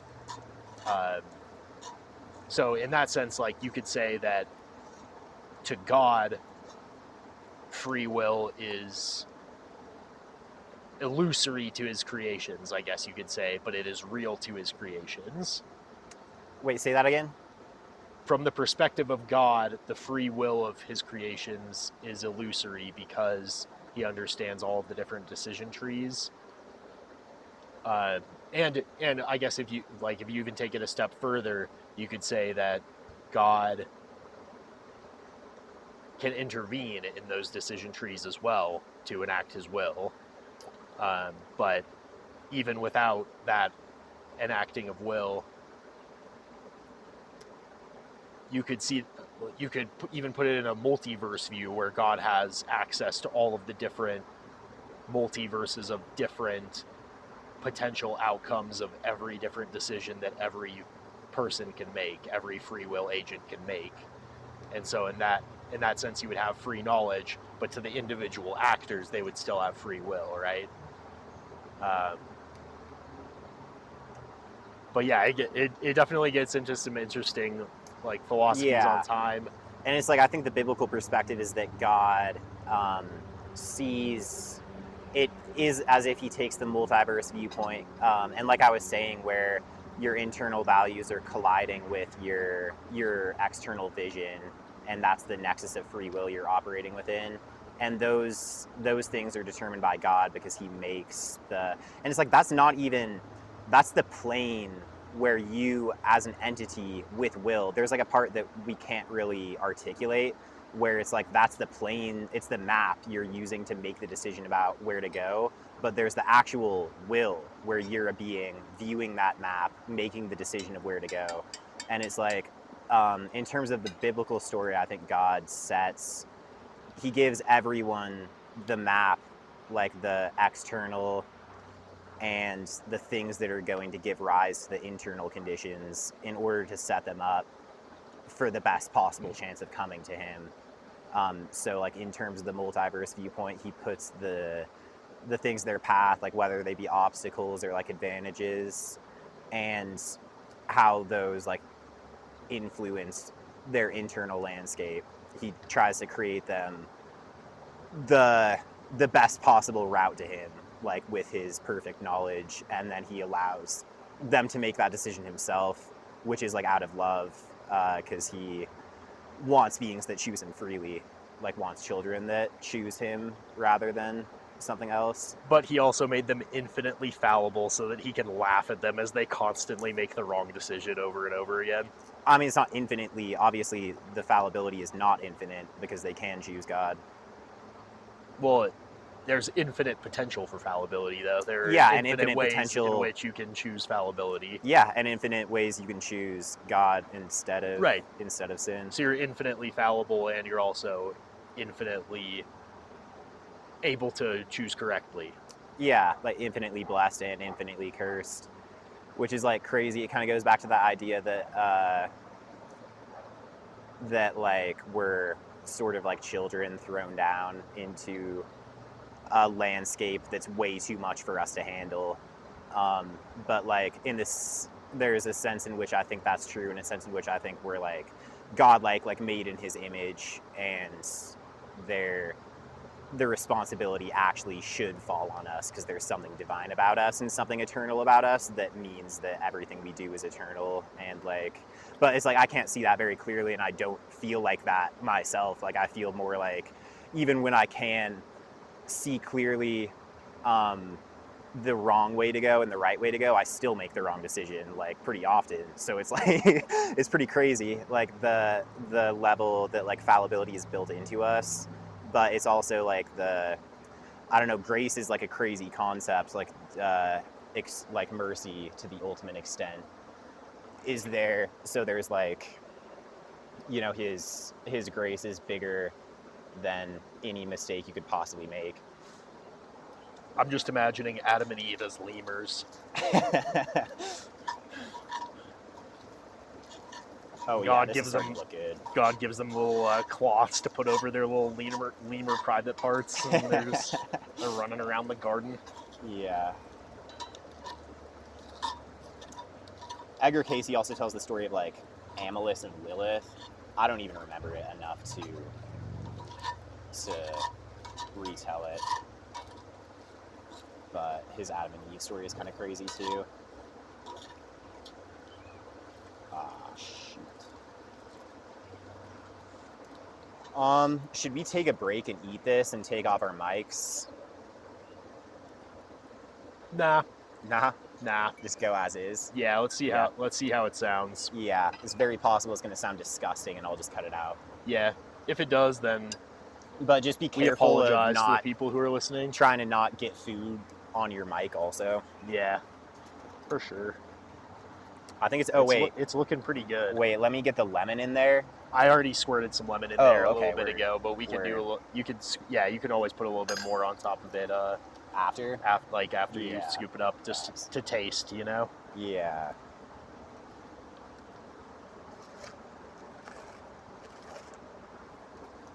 That's fire. Hell yeah. That's really good. Yeah, I think it kind of ties into like the stuff about like Nietzsche and Dostoevsky and like pride versus the childlike, where it's like, I love how Daryl Cooper frames it as like the two prodigal sons who lives like these parallel lives to a large extent, and then like split roads. Like he frames it as like the two prodigal sons take their father's money and run away with it, spend it on like whores and hedonism, and waste all of it, end up at the eating out of the pig troughs, and then one of them turns to his brother and is like, what are we doing right now? Like, we could go home. I'm gonna just see if I can. Oh yeah, it's probably a better strategy. Maybe. We'll see. Did you hand me a fork already? Oh yeah. Yeah. Right. Right there. One of them turns to his brother. He's like, we could go home. Like, our father would receive us back. He'd probably like throw a party and be super happy to see us, and like at the least would take us on as like farm hands who get way better treatment than this. And that's like Dostoevsky. And then he turns to like his brother Nietzsche and says that, and Nietzsche's like, run home to daddy, you're pathetic. And it's like just the pride in that. It's like in Bros K, Ivan like wins the argument and is about God. It's like the problem of pain that doesn't really, like, it can't be logically reconciled. And there's like the aspects where like logic, I don't think logic is the right approach to reality. Like, you can't That's expect, the point of the Grand Inquisitor, right? yeah, it's like you can't expect to understand God with your tiny human mind. It's like trying to wrap around a three-dimensional world with like a black and white. Hey, what's good? What's up, guys? Hey there. Welcome. I don't even know if they made it into frame, but there was just some doggos in the I hope water they made behind it into me. frame. Yeah. Yeah, it's like, yeah, what's good?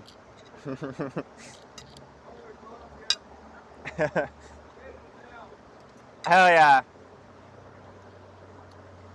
He showed me a video of that dog in this river. Is that your neighbor? Yeah, it's Okay. Robert.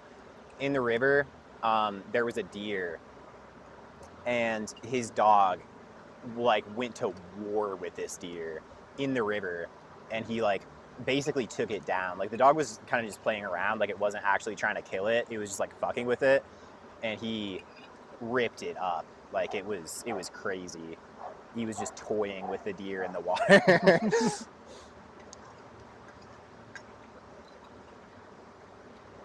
Yeah, this is really good. But yeah, it's like I was saying, like, logic, trying to understand God with logic is like trying to wrap around a colored three-dimensional world with like a drawing you made on a piece of paper. So it's a ridiculous approach in the first place. Like, the experiences of God I've had are when I like surrender trying to do that and just like let him flow, and give up on the idea that I can try to wrap around it. And then it's like often right after that's over, I'll try to wrap around it and like wear it as a self-aggrandizing cloak. So like that's obviously just a pride response. But I don't know, it's like, yeah, and then the Grand Inquisitor, like the story of the prodigal sons is like Ivan wins the argument but loses his soul. You know, it's like Nietzsche who wouldn't concede and like was trying to make, he didn't even win the argument because he was like looking like an idiot, using his philosophy as a coping mechanism, talking about how he had broken history in half while like everyone in his life was walking all over him.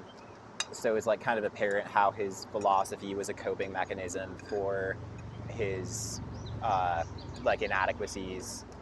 And then there's Dostoevsky, who like came to the same realizations and then sort of like surrendered to God and tried to act selflessly. And it's like Dostoevsky's ideas that like when you're operating from the standpoint of pride and like acting like you can wrap around it and understand it, you'll feel self-righteous, like you'll feel like you're right as you reject it. But when you're operating from the perspective of like Alyosha or like the idiot, where you're like living in love, then God is like a parent around you. It's like both belief systems prove themselves right in how you're living. And it's like the way that belief informs reality. Like whatever you believe reality to be will constantly be reiterated to you in the reality you're experiencing. So why choose like a nihilistic, self-serving reality that's like dark and pointless, you know? Right. Yeah, I think there is, to that point, I think there is sort of a center point between, just in anything, right?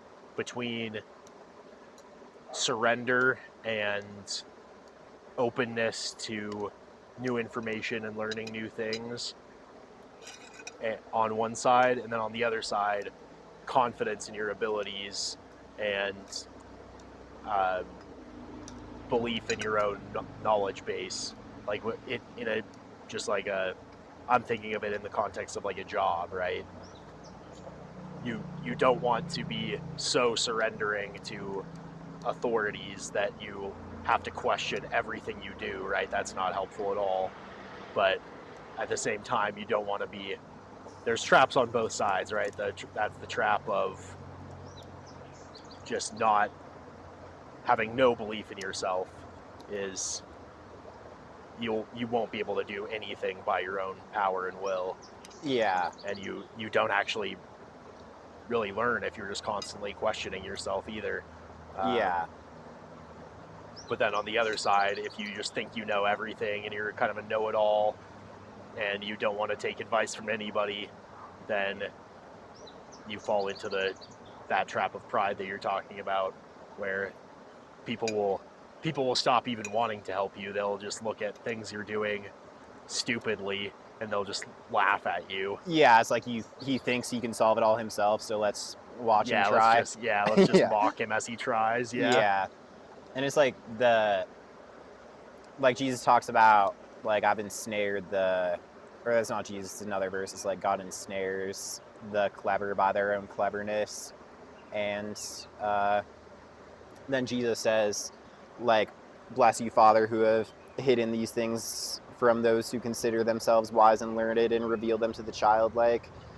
And so it's like there's the dynamic where you literally become retarded as you're trying to, when you think that you understand, that's when you make yourself retarded, because then you're operating from a place of like confidence where, first of all, as soon as you get anything wrong, you look like doubly stupid because you were confident. And second of all, it's like you close your hands to the possibility of understanding when you think you've reached it.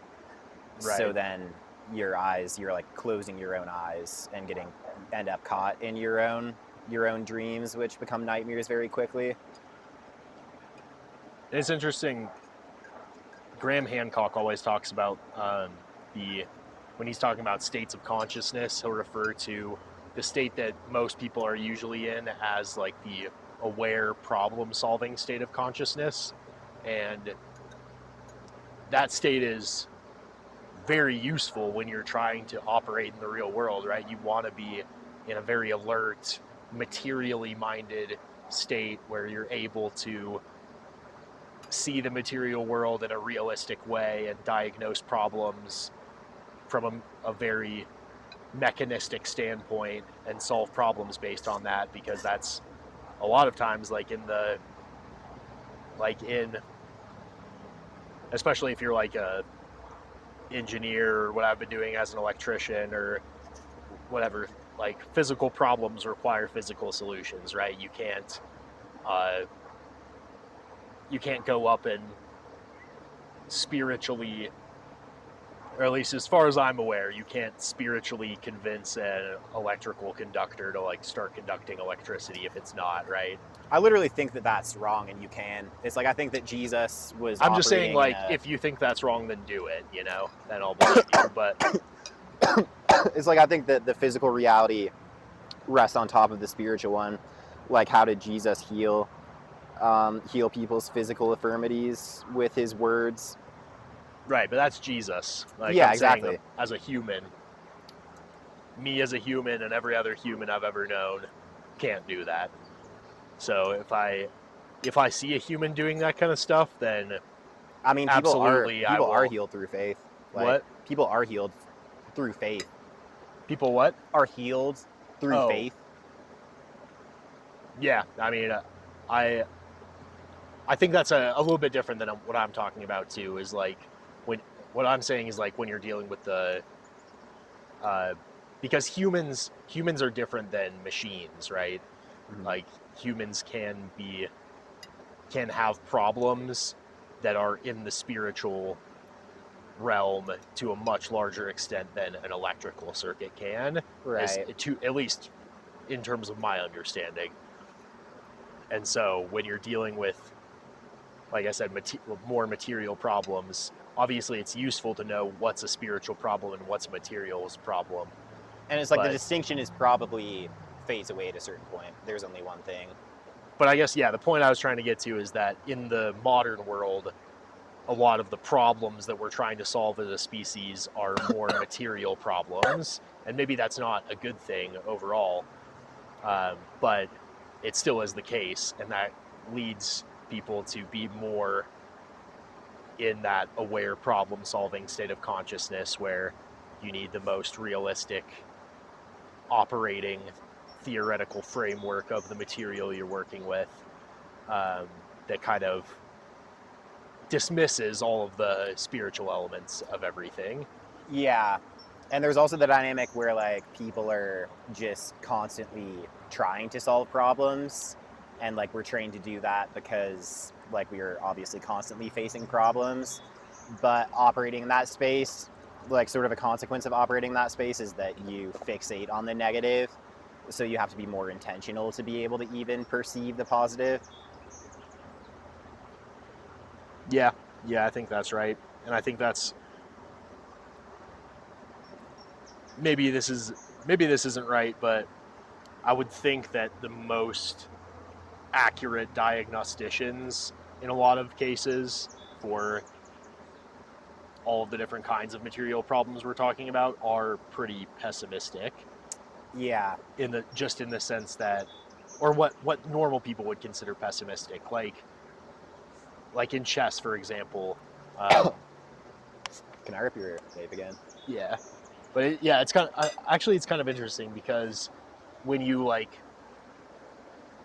I've been watching some chess videos, and when you watch players like that are at the very top of the world in terms of chess, which is a very pattern recognition, problem solving type of activity, right? Where you have to be very realistic and focused on like the almost operatic, logical, mathematical solutions to problems. Mm-hmm. They come off as very pessimistic. Like they make a move and it's maybe like the second best computer move based on like really high level analysis by computers that can do millions of mathematical operations per second. Yeah. And they look at the move and they're extremely pissed off at themselves. They're like, that's a horrible move. I hate myself. You know, like they come off as very pessimistic. But I watched an interview with Magnus Carlsen recently, actually, where interviewer asked him like if he considers himself optimistic or pessimistic, and the average person would say like, oh yeah, he's definitely very pessimistic. Like he doesn't even seem happy when he wins, and he's like always super pissed off when he loses, or even makes like not even a bad move, but not the best move, you know? Yeah. So like in that sense, you would consider him very pessimistic. But he says, I think the best chess players have to be right on the border between optimistic and delusionally optimistic. Interesting. Was his answer. And he said, because the only way to see almost impossible to spot winning combinations is to be almost delusionally optimistic. Yeah. You have to be able to look at a position and instead of always thinking that you're in a losing position, consider the possibility that you might be in maybe not just a winning position, but a forced winning position or something like that. Yeah. You know? Because if you always think you're in a losing position, then you're not going to look for some ridiculous combination that leads to a forced win, right? Mm-hmm. And so, yeah, I just thought that was interesting that even though, like, when you look at their reaction, like these chess players' reactions, and their outward expressions are very focused on the negative, like they react very heavily in the negative. He's sort of saying that like the internal operating system is still like almost to the point of delusional optimism. Yeah, that's interesting. And it's like I was thinking about it's like the idea that the gates of hell are wide, and there's so many ways to go wrong, and there's really only one way to go right, which is like trusting God. It's like Jesus talks about the rich guy who he says like the one thing you lack is that you should sell everything you own and follow me, and then the dude goes away sad, and then Jesus is like, it's easier for a rich man to enter through, or it's richer for a camel to enter through the eye of a needle than for a rich man to enter heaven. And then his disciples are like in shock, because like, first of all, they're already shocked by like all of what Jesus had been saying about how hard it is to enter the kingdom of heaven and how you can only do it if God blesses you to do it. And then they're like, they also were viewing material wealth as like a blessing from God. Right. So and then it is sort of weird because in like the book of Job, for example, it does like paint Job as this guy who is like become very wealthy off of the blessings of God, or like King Solomon, or there are tons of examples through the Bible of like people who have attained extreme I think it's wealth more talking about and it, like, being rich in the world, which could even be like you could be a poor person who takes a lot of pride in who you are, like your blessings from God, like your natural abilities, like your intelligence or whatever. But like then he goes like, it's his disciples are like, how can anyone enter? And he's like, it's impossible if you trust your own strength to do it, but you have every chance in the world if you trust God to do it. So it's like the idea that I was thinking of while you were talking about the chess thing, and like the line between delusional optimism and like pessimism. And it's like, I think in terms of just like the spiritual pursuits, like when you are trying to lean on your own understanding and your own strength to make it, that is like literally delusional, because God will always like put you on your face and make you realize, like humble you and make you realize it's only his power that can make you do it. So it's like by trusting in God, that's like the one route. Like Jesus is the one route to the Father, and like trusting in God. So I think the delusional optimism that's like operationally effective in terms of like entering the kingdom is knowing that you can't do anything to make it yourself, but God will not lose in you. So like God cannot possibly lose. And like looking around, like when everything seems to be going wrong, looking around for how God is working in the situation and knowing that God is using it for good. So it's like, that's when it's not even delusional, your optimism. It's like, I know that God has me and I will not lose because I'm part of his plan. But then when you try to lean on your own strength to do it, that's when you collapse. But yeah, I could see that. And if you want to even extend the analogy, you could, I don't know, you could look at people who like, it seems, at least to the world, like to society's view, that people who literally just seem to have no, like, express no will of their own, but are completely just saying like, oh, God will just handle everything for me. That seems delusional, right? It seems delusionally optimistic to think that way, that you don't have to prepare at all. And it might even be heretical to Jesus' teachings and like certain passages. I think it is. He's like, way. But you gotta put in the work also to find him, and like the way he's gonna like move if you have true faith, you would put in work yourself. Yeah, but it's still not your work that's gonna save you. Right. But you could also look at like, to someone who internally operates that way, their outlook on the world may be very seemingly pessimistic. Because when they're talking to you, maybe they're not even talking to you that way. They're talking in an extremely pessimistic way about the state of the world, right? And about how fallen the world is. Because I've been talking about this to my roommate recently, is just that in the biblical narrative, it says that the devil or Satan rules the world, rules the material world, the principalities and nations. And that he has even like been given dominion over the world, is what Paul says,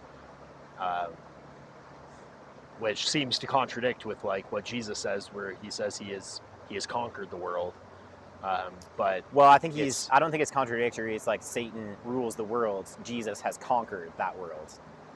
right, yeah, and I was kind of getting around to that as like you could go back to Jesus and the devil talking on the mountaintop when he's during his fast, where Satan offers him all of the wealth and nations and principalities of the world if he worships him. Mm-hmm. And you could see that as